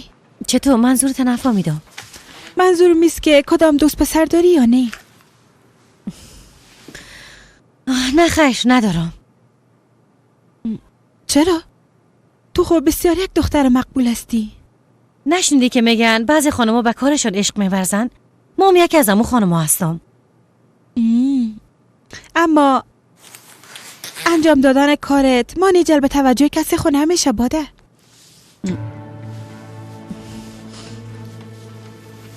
بیبی هوا، من نمیخوایم تو مرا غلط درک کنی. کسی که تازه به شرکت میایه خوشایند نمیباشه، میفهمم. در ضمن تو مرا هم درست نمیشناسی. از همین خاطر در مورد این فکرهای غلط زیاد میکنی. اما کاملا راحت باش، من به تو خطرساز بودن نمیتونم. بیازو من هیچ به فکر ازدواج کردن نیستم هوا جان. نفهمیدم باده تو چرا گفتی به من خطرساز نیستی؟ ها؟ یعنی تو او را دوست داری و حساس هستی، اما من همراه یوسف خان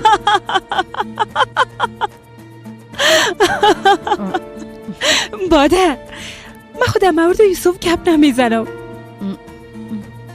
من سر یوسف اعتماد کامل دارم و در این مورد هیچ شکی هم ندارم. فکر کنم من غلط درک کردی. حتما همه قسم است، اما چی بفهمم وقتی این سوال پرسیدی؟ بله بسیار فهمیدستی. اوه خدا. من در مورد محمد گپ میزنم.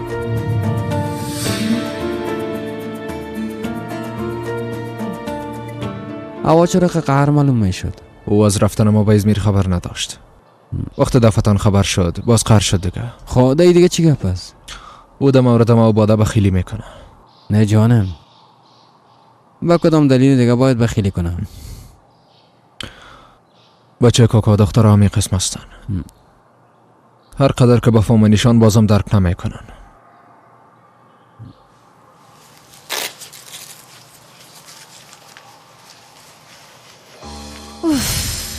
اوه خدای من بسیار جگرخون شدم. من فکر کردم همدیگر خوش دارین. راستش به همدیگر بسیار میزیبین. بیبی هوا، قبل از همه چیز آقا محمد رئیسم است. به خاطر که همیشه با همدیگر کار میکنیم روابط ما روز به روز صمیمیتر میشه. پس به این رابطه نباید یک نام غلط بتیم. در ضمن ما انسانای روشن فکر هستیم. این موضوعات درک کرده میتونیم. ارتباط ناسالم با همکار خود اوضاع کاری را خراب میسازه. پس بان یک گپ برات بگویم.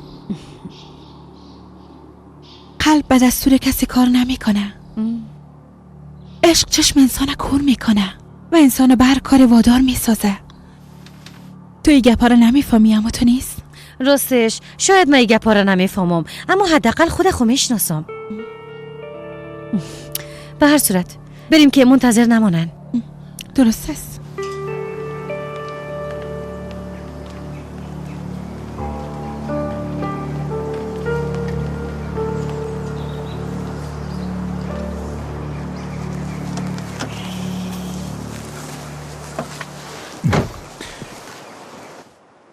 خانم آرزو هر روز ده اینجا میایه. شب از اینجا بیرون میره و ساعت 5 صبح دوباره همینجا میایه. خانم پرواز یوسفشان ساعت 6 سمتو نیست؟ بله خانم، یوسف خان گفت تا ساعت 5 خدا برسانم. درست است. گوش کو چی میگم مراد، بر قیمت که شده. امشب نباید حسن ابانی که در خانه بیایه. من نمیخوایم که حسن امشب خانه باشه. چه قسمی کار کنم خانم؟ یعنی چطور میتونم مانع آمدن و ناشوم؟ با خدا ایره دیگه مام نمیفهمم. بگو که حسن خان به شما ضرورت دارم. میخوایم امریتان مشوره کنم یگان چیزی بگو دیگه. برش بگو که میخوایی امرش به یک هتل بری. ها فهمیدی؟ به نظر من تو باید از نوشیدن حسن استفاده کنی.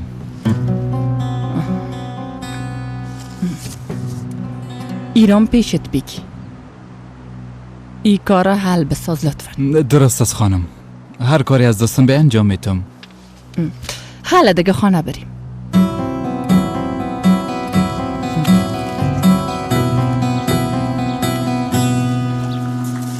چی شدی انگا جان، سوار نشدی؟ نه خیر، کارامل هیچ آرام نمیشه.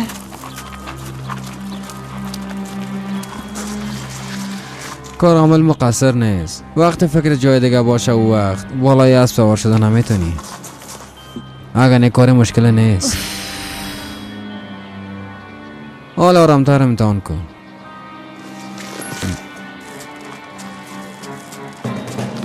خوب است. آهسته تر.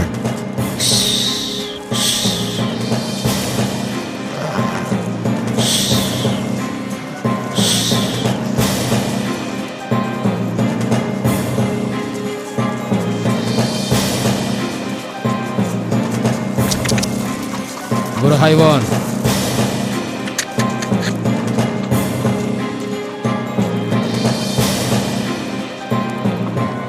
از اینکه بین شما مشکل ایجاد شد بسیار جگرخون شدم یوسف خان. فکر میکنم کمی من مقصر بودم. به همین دلیل خواستم که با هم به اسب سواری بیاییم. اگر یک جای وقت خود سپری کنن راحت میشن. زنده باشی بادا، بسیار مهربان هستی. به اندازه کافی بار دوشتان شدیم. نمیخوایم که آرامشتان هم از بین ببرم.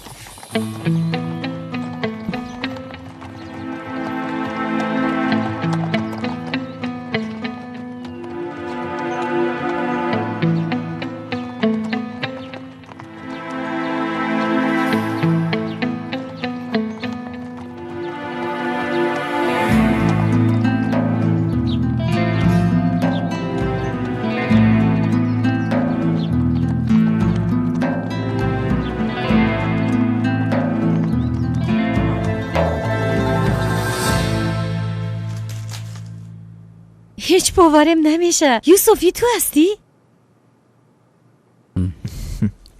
نه ای محمد است.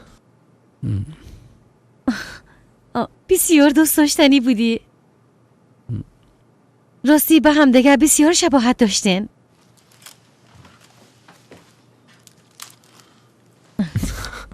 بی ای عشق اول ما سلیم. تو هم دیگه یوسف. این دختر اول ما پیدا کرده بودم اما با یک چاکلیت گپش داد. دروغ نگو. او دختر قلم خدا به ما داده بود، واسه هم از بخیلی پیش ما آمدی. همه قسم شده بود. بسیار خوشبخت هستین به خدا. اوه محمد،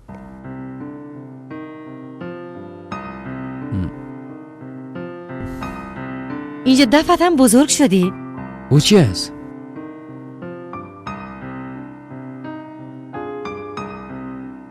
ایره دیگه که اینجا مونده. کاملا مثل یک داماد شدی. بیازم قسمی بودم.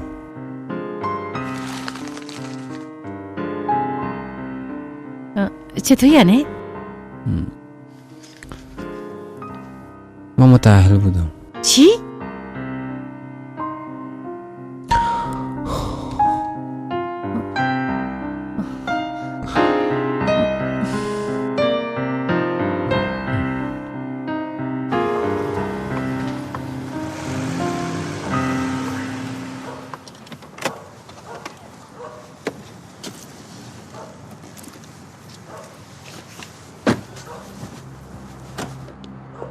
میماندین من دروازه رو باز میکردم. درست است. گوش کو چی میگم.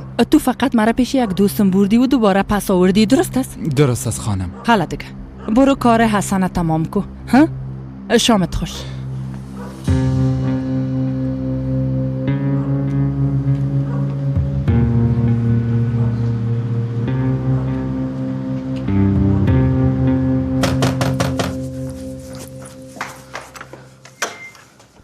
آی گپ مگوش کو. یلماز خان آمده سلطانه؟ آمدن اما شماش نپرسیدن، خسته معلوم میشدن. فعلا هم در اتاقشون هستن. این گپ بسیار خوب است. بی از او نباید از اتاقش بیرون شود. خیرت باشه. شما کم پریشان معلوم میشین. کدام اتفاق افتاده؟ نه خیر سلطانه. آمنه بسیار اصرار کرد که بیشی ما مجبور شدم که همراهش بیشینم. بیبی که هوام تاریک شده. خدا کنه که یلماز خان قهر نشده باشه. بیبی چی میگم؟ تو برو چای بیار، عجله کن.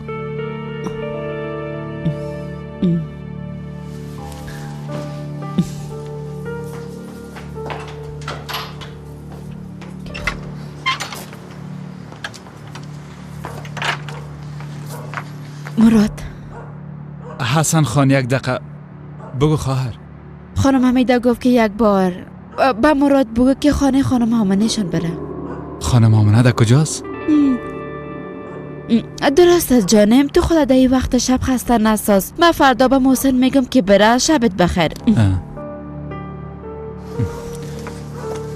بله حسن خان. میگفتم همون جایی که همیشه میرفتیم، در اونجا یک دکان نو باز شده. امروز صاحب اونجا را دیدم. گفت به حسن خان سلام بگو. راستی گفت که شب منتظرتان میباشم.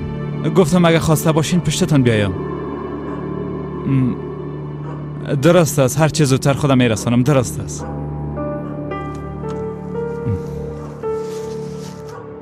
معذرت میخوایم، راستش من از این گپ هیچ خبر نداشتم. نه جانم، خدا ناراحت نساز. ما سزاوار بیشتر از اینا بودم. به خاطر بعضی کسا از خانم منصرف شدیم.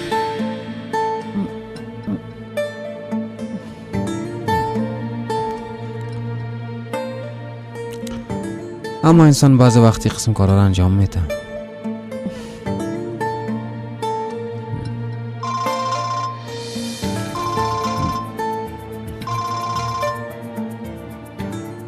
میبخشم.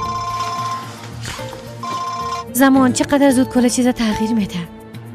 کاش که همیشه طفل باقی میماندیم. بفرمایین آقا. شما اینجا هستین؟ ما هم شما را میپالیدم به خدا. قسم کده مادر. شما گشنه نشدین؟ ما سرستیم مادر جان. شما نبودین خاله سلطانه به ما غذا آورد. پس هتر است یوسف. شما وقت غذایتان خوردین ها؟ چند دقیقه منتظر من نبودین؟ خب به هر صورت بخیزین با هم دیگه یک چای می نوشیم. درست است.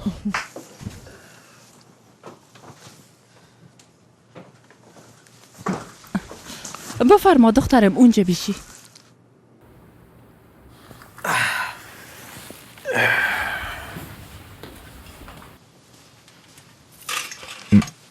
زنده باشین خاله. نوش جانت بچم. ای سلطانه جان، از کلچه هایی که بسیار خوش دارم پخته کردی. زنده باشی. محمد کجا رفت خاله؟ نمیفهمم. با ما گفت که کار دارم اما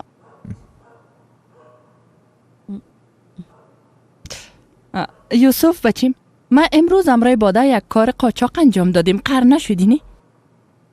چه قسم کار قاچاق؟ یک حمام سونا در قریه است نی؟ با همدیگه همونجا رفتیم. واقعا؟ من فکر کردم که باده کل روزا در فروشگاه بوده. من به محمد گفته بودم اما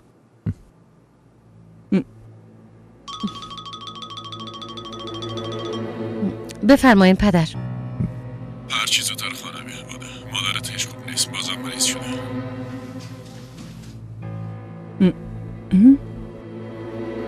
به خاطر آمدن من از مادرم استفاده نکنی. دخترم حال وقت مزاح کردن نیست. به خدا قسم که مادرت خوب نیست. اگه میخوای به گپم باور نکن باز خودت پشیمان خود شدی. درست است. چی گپ شده باده جان؟ پدرم زنگ زده، فشار مادرم بالا رفته. اگه من برم بهتر خود بود. درست است باده جان. صبر کو. لازم نیست که قسم وار خطا شوی دخترم. روز 40 دفعه فشارم تا و بالا میشه. اما بازم یوسف وجین باده را برسان. نه هیچ لازم نیست. من خودم میرم. قسمم شده میتونه که در این وقت شب تنها بری دخترم. حالا دیگه بچیم، خانم سزار یک بار ببین. باز دختر مرا دوباره پس پیش ما بیار. درست است؟ درست است مادر. خداحافظ یک دانه.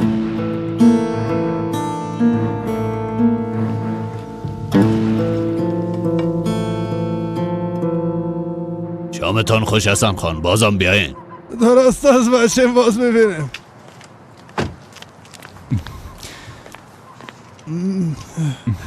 حسن خان مشکل پیش آمده وقت برآمدین. نه شهر من همه چیز فوق العاده بود. مراد جان کار خوبه کردی که من اینجا آوردی. اگه قسم از پس کمیدگان باشین حسن خان هنوز وقت است. نمیشه زیاد نوشیدیم همه قدر بساس دیگه بچیم.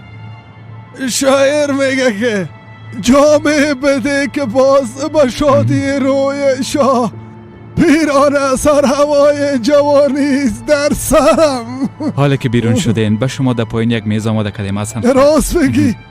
آفرین بچه. اگه خواسته باشین شما را به اونجا میبرم. درست از مراد که بریم.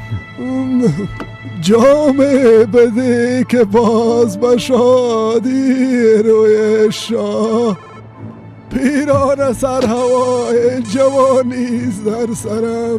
بفرمایین خانم حمیده. شما فعلا کجاستین مراد؟ حسن همراه خود به جایی که گفتم بردین؟ بله آوردمش خانم حمیده. حالا از اونجا بیرون شدیم. هنوز خب بسیار وقت است.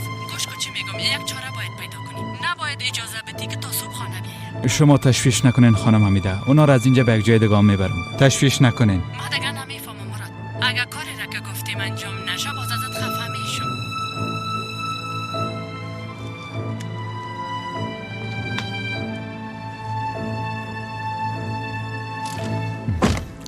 چی شد؟ همش رو خیلی زنگ زده بود با خاطر که پیشش نیستی باش صدق شده. نه خیر حسن خان، خانم حمیده بود. هوش کنی برش نگویی که با مستم. اگه بیادرم بشنوه باز گپ زده دیوانم خود کرد. نه خیر حسن خان تشویش نکنین. خانم حمیده بعضی سفارشات داشت، اونا را برام گفت آقا. فهمیدم بچم. حالا دیگه حرکت کن با جایی که برام گفته بودی بریم دیگه.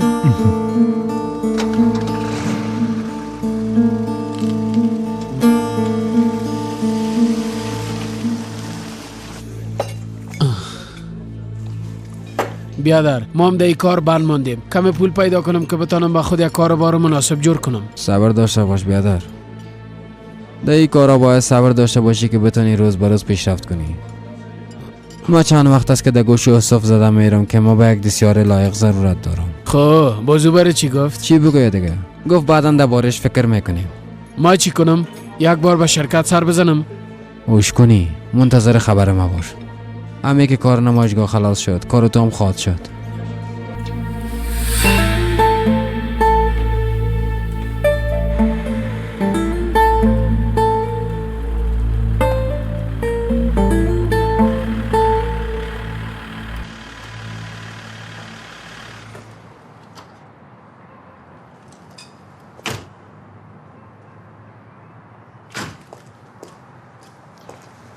باده اگه خواسته باشی من منتظرت میمانم.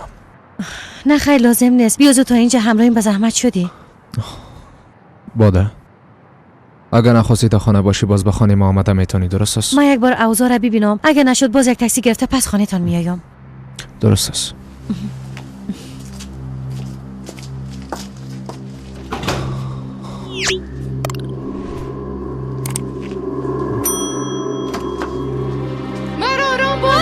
گفتم آرام کنی چی میگی؟ آرام باش سزار. آرام باش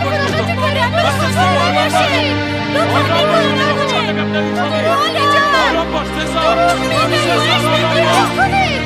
آرام باش سزار. سزار آرام باش. سزار آرام باش. کریم رفته دیگه نیست. گفتم آرام کنی. اعلام کنی. سزار آرام باش. سزار کریم دیگه نیست رفته. سزار آرام باش. سزار لطفا دیوانگی نکن. سزار آرام باش.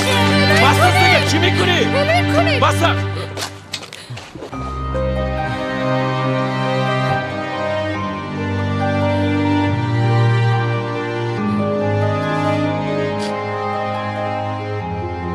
کریم تو هستی بچم؟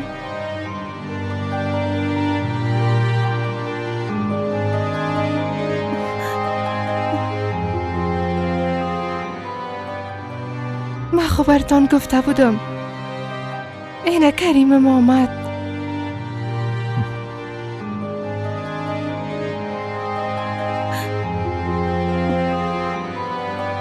بچیم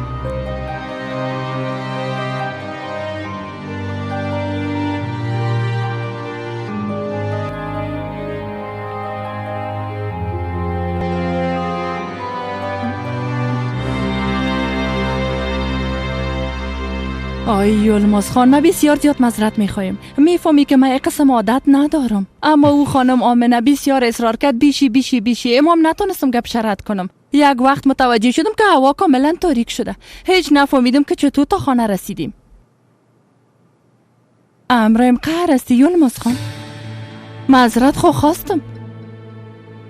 هیچ تشویش نکو، هوا را امرای خود برده بودم.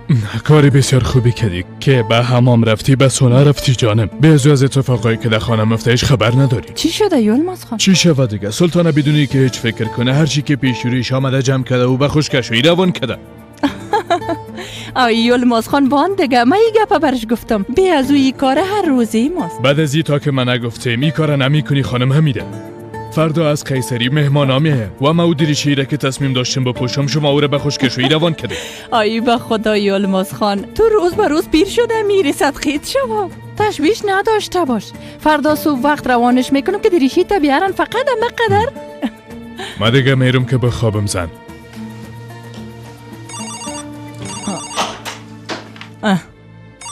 ده ای ساعت فقط تو کم بودی هوا. بله مشنوم. مادر جان شامتان بخیر، چطور هستین؟ شام تو هم بخیر دخترم، تو چطور هستی؟ ببخشین که در این وقت مزاحمتان شدم. امرا یوسف گپ زده تانستین؟ نه خیر دخترم. قسم هم دفتن گپ زده میشه؟ هر کار از خود یک راه و طریقه داره، اما تو تشویش نکو. من در یک وقت مناسب امرش گپ میزنم. سرمه اعتماد کو. نه خیر، به خاطر که فردا حرکت میکنن، بعضی خاطر کم پریشان هستم. بادام امشب اونجاست نی؟ بله خانه هستم و تو تشویش نکو. وقت خوابیده، فردا صبح کار داره. خب راستی؟ پس من منتظر خبر شما میمانم مادر جان. درست است، شب بخیر. با تو هم دخترم، با تو هم. تو به خدایا منتظر است. دگاه منتظر خود ماندی احمق.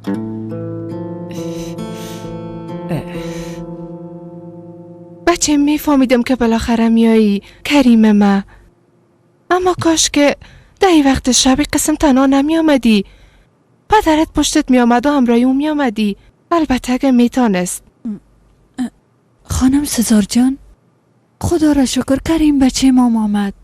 شما دیگه به اتاق خود رفته بخوابین، بسیار خسته شدین. پدرم کجاست خاله عایشه؟ کجا باشه دیگه؟ بازم در اتاقش خود زندانی ساخته.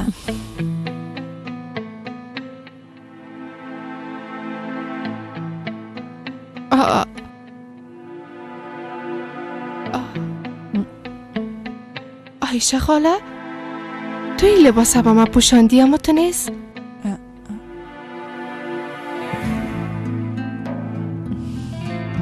ای چه قسم لباس است؟ فقط که عروسی میرم.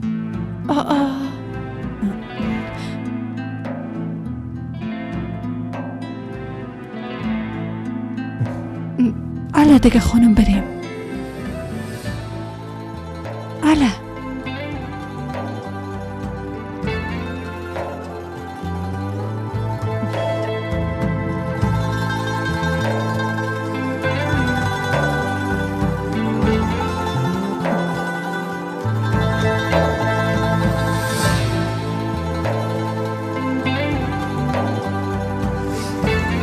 مادرم بخوابانه.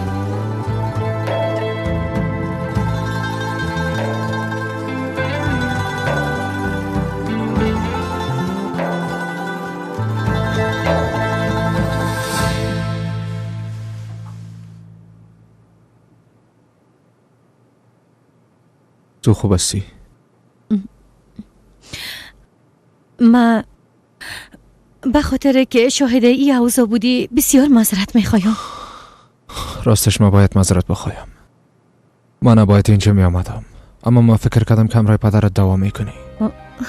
کاش که فقط این قسم می بود. برداشتن او قسم بار بسیار آسان است. اما وضعیت مادر من خود دیدی. ای که این وضعیت از همه پنهان میکنم دیگه تحمل کده نمیتونم. درست است بس است. همیشه یک امید در دلم داشته، یگان وقت همه قسم کاملا حافظ خدا از دست میتم. فکر میکردم خوب میشه، اما با دیدن معایناتش دنیا سرف تاریک شد. حالیان با گذشت زمان وضعیتش بدتر میشه. باستی کریم کی است؟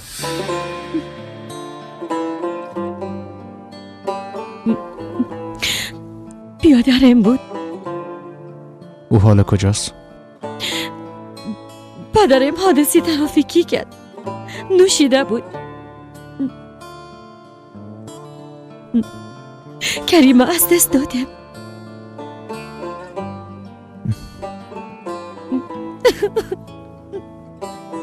خداوند غریق رحمتش کنه. مادرم بعد از مرگ کم تو یک حالت دچار شد. او این خمه تحمل کرده نتونست. بادا آروم باش. شاید قسم پدر من مجازات کرده باشه، اما نتیجه همیست که فعلا میبینی. بادا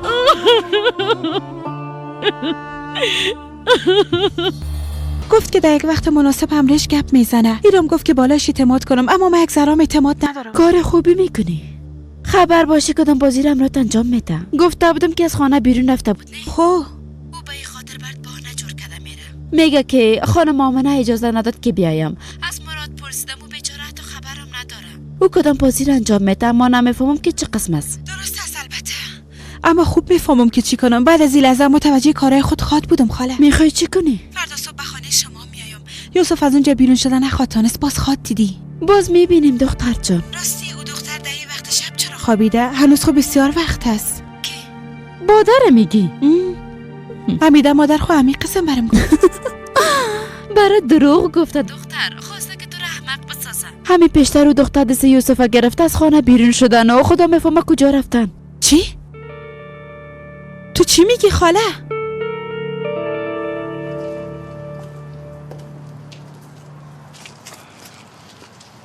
اگه خواسته باشی با ازمیر نیا، ما و محمد میریم. درست است، من فردا وضعیت دیده برات زنگ میزنم. یوسف، چیزی را که امشب دیدی بین خود ما باشه.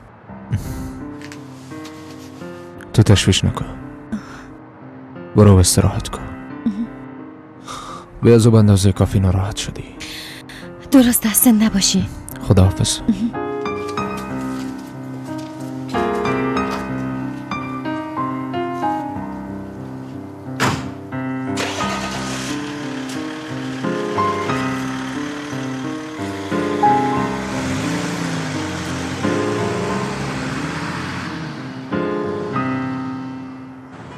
پس مادر به خانه‌شان رسوندی؟ بله جانم، اگر نه به تشویش مادرش می بود. چی شده بود؟ مادرش مریض شده؟ هیچ، با خاطر فشارش وضعیتش خراب شده بود. البته دیگه جانم، حتما پدرشم رو جنگ کرده، خونه میره. مادرشم پریشان شده دیگه، دلم برای سوخت. بله همین قسم است. پردام نباید بیای دیگه. حتما به تشویش مادرش خواد بود. این قسمی کارم کردن نخواد تونست. من برش گفت نظر به آزاد تصمیم میگیرم. خوب، درست است جانم. باز گپ خواد زدیم، بیز و فردا برای بدرقه کردنت میایم. شام خو خدافزی کردیم، لازم نیست که صبحم بیایی. این گپم امکان داره؟ امکان نداره. تحمل کردن نمیتونم که تو رو نبینم. درست است جانم، شب بخیر. شب بخیر عزیزم، میبوسمت.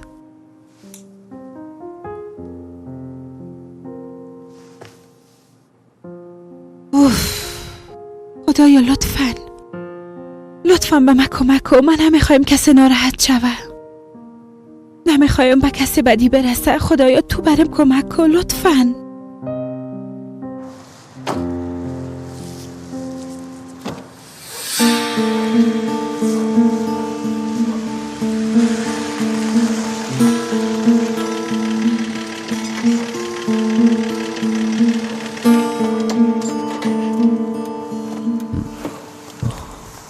خیریت باشه بچه کوکو. مادر به خانهشان رساندم و آمدم. چرا کدام گپی شده؟ وضعیت مادرش چندان خوب نبود. اگه وضعیت جدی است به شفاخانه ببریمش. نه خیر، وضعیتش جدی نیست. مریضی فشار داشته. یعنی اونقدر مهم نیست دیگه. تو کجا گم شدی؟ یک دوستم از اسکاری آمده بود و دیدن او رفته بودم. کدام گپ مهم نبود. خوب است. بیا که داخل بریم.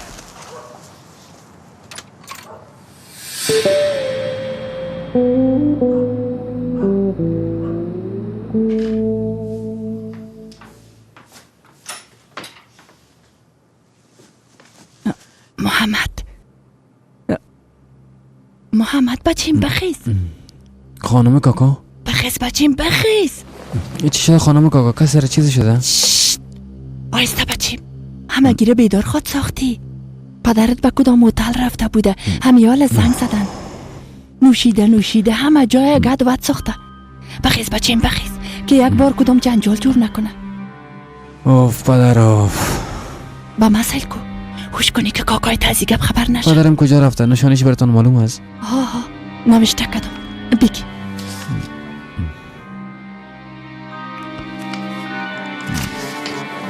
اوف پدر.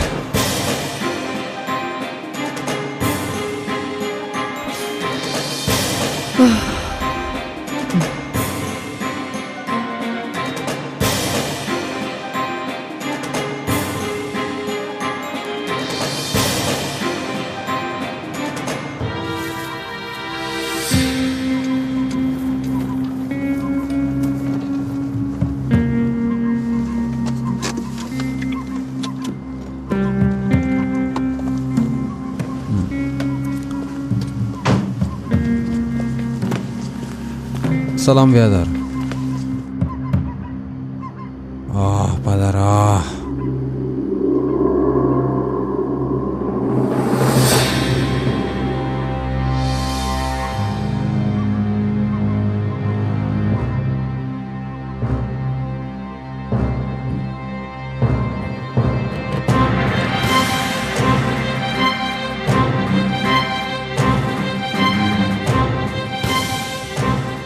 باز چشم میبینیم درست است.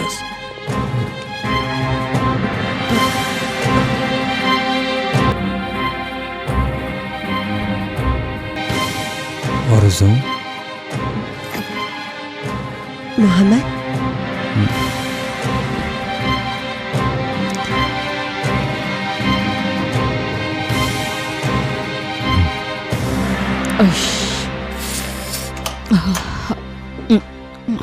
بسم الله. هنوز آفتاب نبرآمده و این دختر وقت از اتاقش برآمد. خیرت خوب باشه. خواهر جان بیازو من صدای خانم حمیده از خواب بیدار شدم. هرچی کدم خوابم نبرد. نکی یوسفشان آمدن چطور؟ از یوسف خان خو خبر ندارم، اما پیش محمد رفته بود او را بیدار ساخت. دختر ده گل صبح ما گنگس شده میاد تو گنگس هستی. معلوم است که چی میگی ها؟ خانم حمیده چرا باید محمد بیدار بسازه؟ خواهر نمیفهمم خانم حمیده از کجا خبر شده، اما حسن خان باز در کدام جای نوشیده و گد و تیر انداخته. از این خاطر محمد بیدار کرد و گفت که برو پدرت بیار. یعنی که محمد آلوه خانه نیست؟ گفتم دیگه خواهر جانا 2 ساعت میشه که رفته، هنوز پس نامده. حالا اجازه بدی که من برم. دختر احمق بیعقل. حالا دیگه تو کجاستی دختر؟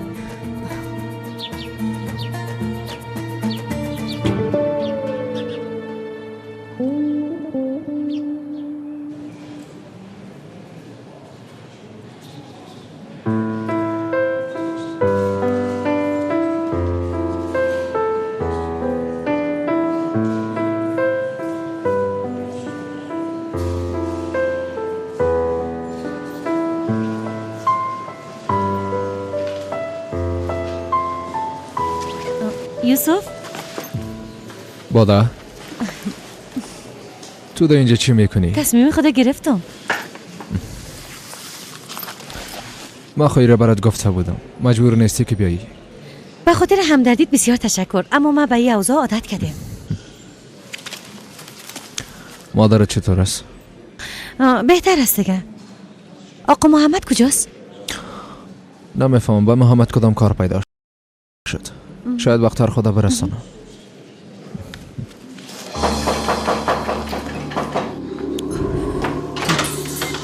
خاله یوسف کجاست؟ حتی در طیارم سوار شدن تا که جناب عالی از خواب بیدار میشه چاشت میشه. یعنی چی؟ همراهش گپ نزد؟ تو چی فکر میکنی؟ باز میبینی که با چشمای باز با مراد خود و زن میرسه. او به تو وعده کرده بود که مانع یوسف میشه، اما برعکس محمد از میان برداشت. چطور یعنی خاله؟ تو چی میگی؟ ما برای چی گفته بودم که این زن کدام نقشه داره؟ نمیفهمم چی کرد، اما نزدیک صبح محمد از اینجا روان کرد. او هم پرواز خود از دست داد. یوسف و بادام یک جای رفتن، هنوز پرواز نکردن. هر دویشون به تنهایی؟ من میفهمم که امرشون چی کنم. چه خود کردی؟ من میفهمم چی کنم خاله.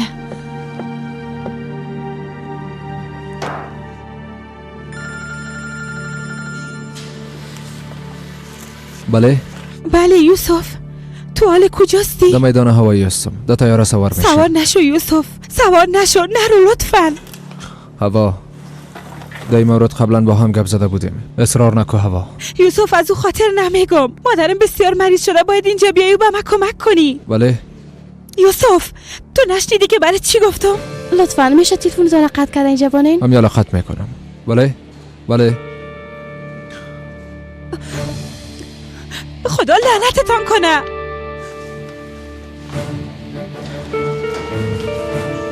مشکلی پیش آمده؟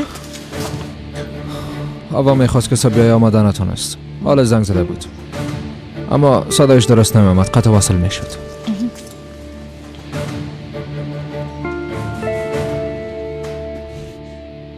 خاموش کرد. فکر کرده که بازم بخیلی میکنم و تلفن خود خاموش کرد. بد شد. خانم حمیده کجاست؟ دختر کمی آرام باش که فکر کنیم. اگه آتش بگردی باز اول خودت میسوزی. تو چی میگی؟ چرا آرام باشم؟ او دخترم را یوسف کاملا تنها مانده.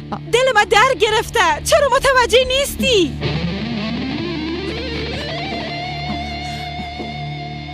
چی گپ است ای گل صبح هم؟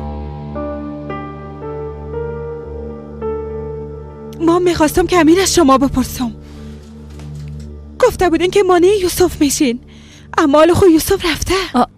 ها همین رو میپرسیدی؟ دخترم من بسیار کوشش کردم برش، چند بار گفتم اما نشد دیگه. اما قدر بازی دیگه بس هست. بس هست. گفتین مانع یوسف میشم و مرا فریب دادین، اما من احمق نیستم.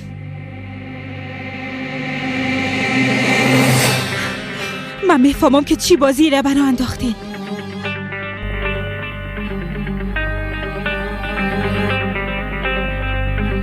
خوب هستی؟ بله کاملا خوب هستم. اما من فکر نمیکنم. فکرم طرف نمایشگاه بود، راستش هیجانی هستم. با فکر مادرت بودی؟ نه خیر، گفتم که درباره نمایشگاه فکر میکردم. درست است.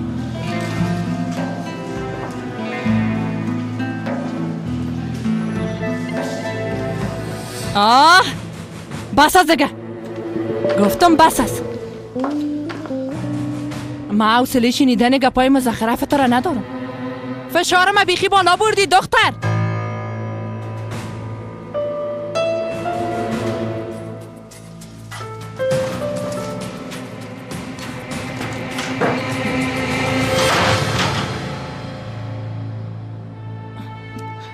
شما نمیتونین که قسم بی تفاوت روی خود از ما دور داده و بیاین در کنج اتاق بشینین. باید به ما جواب بدین. شما خود گفته بودین که تنها محمد و بادم میرن. گفته بودین که مانع رفتن یوسف میشین. من خود برات گفتم، اما تو اصلا گوش نمی کنی.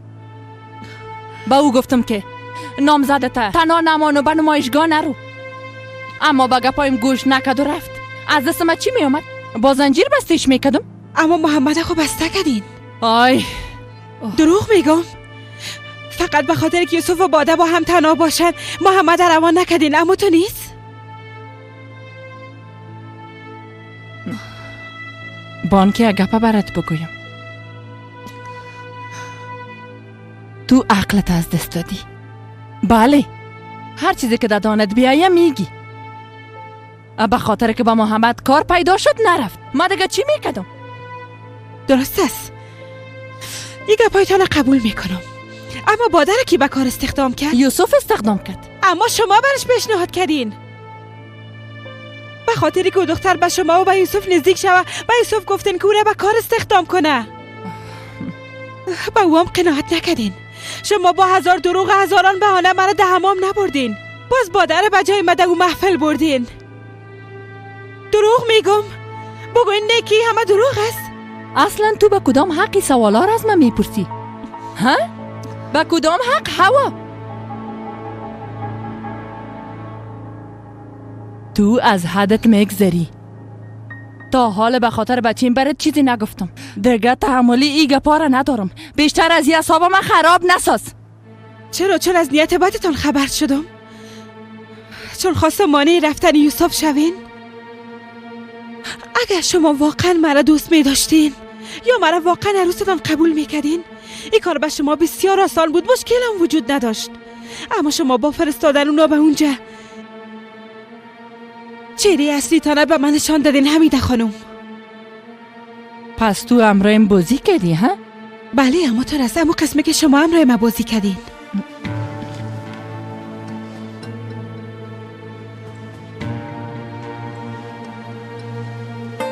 تو چطور جرأت کردی که این کار انجام بدی؟ گفتم چطور جرأت کردی دختر؟ مرا بازیچیت فکر کردی یا نوکرت فکر کردی؟ بگو ها؟ تو مرا چی فکر کردی؟ جواب شما خودتان مرا به این کار مجبور ساختین. من میخواستم که به شما یک عروس خوب و صادق باشم، اما شما ایره نخواستین. من به شما مادر جان میگفتم و شما دقیقه به من چه قسم کارا را که انجام ندادین. شما نباید دو کارا را انجام میدادین.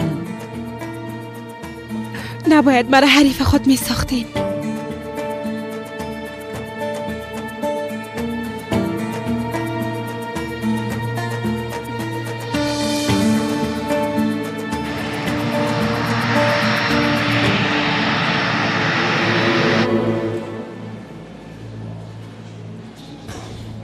تیاری میر پرواز کرده؟ همین چند دقیقه پیش پرواز کرد محترم.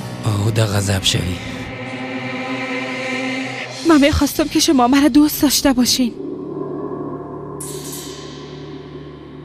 این تنها خواستم بود. اما شما مرا دوست نداشتین.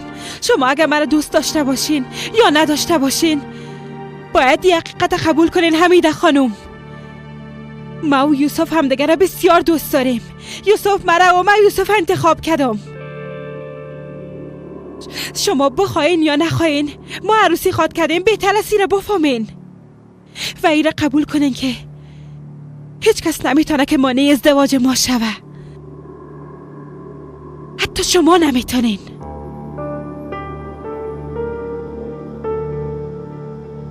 اگه از این گپا یوسف خبر شوه چی؟ اگه تمامی گپا را به یوسف بگویم باز چی؟ تو به این کار جرأت کردن نمیتونی. خب اگه جرأت کردم امکان نداره.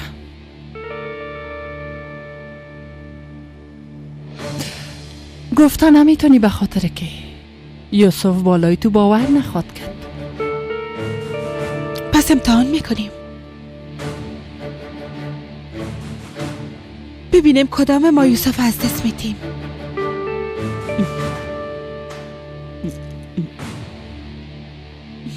شما خب مانع رفتنش نشدین، اما باید او را به زودترین فرصت دوباره اینجا بخواین. تشویش نکنین. تا وقت ما به یوسف در این باره هیچ چیز نمیگم.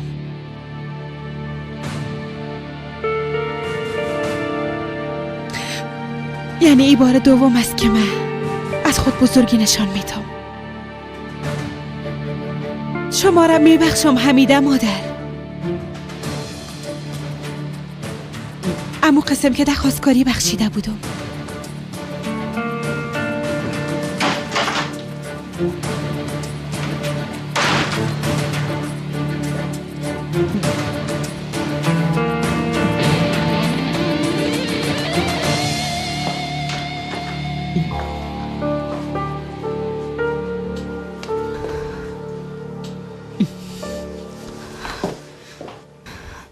دختر تو دیوانه شدی چطور؟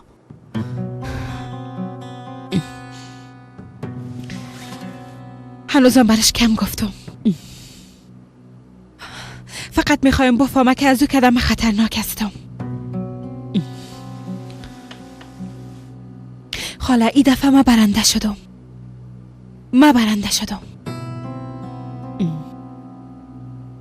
حالا دیگه حتما فهمیده که مرا احمق ساخته نمیتونه. از این به بعد میفهمه که امروز چی قسم رفتار کنه. تو همه قسم فکر کن. حالا میدم فهمیده که تو از کل چیز خبر داری، اما با او خواهی چیزی تغییر نکرده. او بازم در بین شما مداخله میکنه. بعد از این حتی دان خودم باز کرده نمیتونه. حالی کارا برش قدر آسان نیست. بیازو دیگه لازم نیست که دهن خود باز کنه. او وقت کار خود انجام داده. تو اینجا چیغ بزنم زدت اونجا همراه او دختر چکر بزنم. حالا تو ده هر لحظه ضرر خود کردی. به ایام یک چاره پیدا خود کردم. تو تشویش نکن. سلطانه برو که شیر زخمی صدایت داره. خشم شیر زخمی بیشتر است. او به عقب رفته با قدرت دو چند بالای دشمن خود حمله میکنه. این گپا فراموش نکنی. فراموش نمیکنم. او شیر زخمی بعد از این به قدر آسانی بالایم حمله کردن نمیتونه. حالا منتظر میباشم و میبینم که او به یوسف زنگ زده او را اینجا میخواه یا نه. اگه برای زنگ نزد او وقت من خودم میفهمم که یوسف چی قسم اینجا بخوایم. سلطانه گوشت گل میخورده؟ آمدم خانم حمیده آمدم.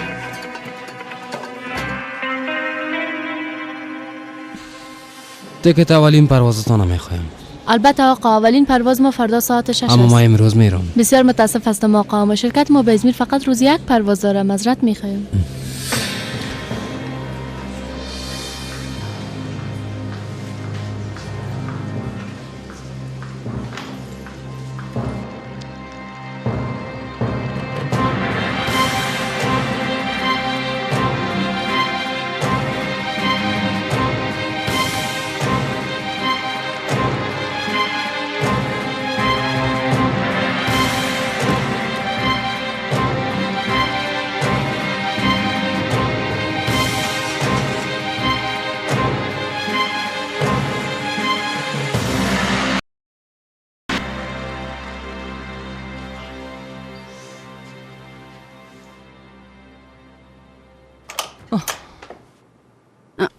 بفرمایین خانم.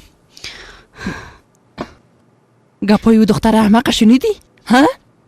شنیدی که چطور بالایم چیخ میزد؟ شیطان میگفت که اکسلی محکم دروچی بزن تا ذلیل شوه و بعد از او هم روی خود دور داده بره. اما چی کنم دیگه؟ به خاطر بچیم چپ ماندم. به خدا خانم حمیده کار خوب انجام دادن که برش چیزی نگفتین. این کار با جنگ و جدال حل نمیشه. نه خیر، او دختر بسیار هوشیار برآمد سلطانه. حتی ایران فهمیده که باده به خاطر مده کار استخدام شده.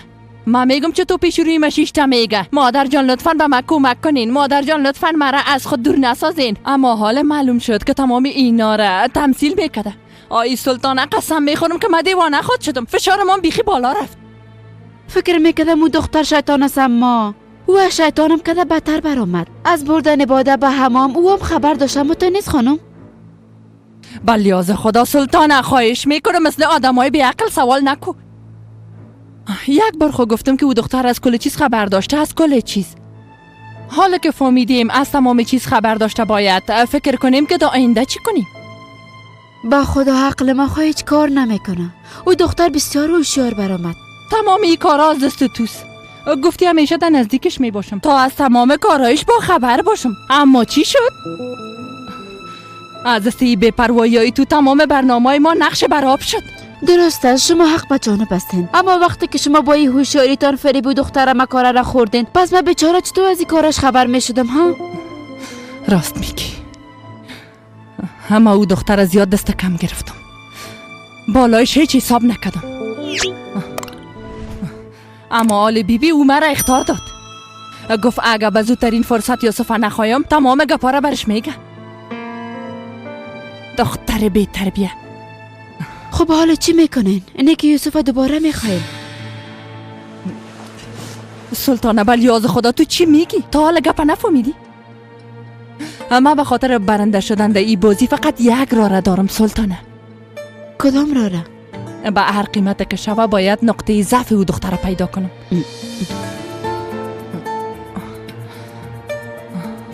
بهتر از بعد از این دیگه باید او باده را فراموش کنم. مجبور استم.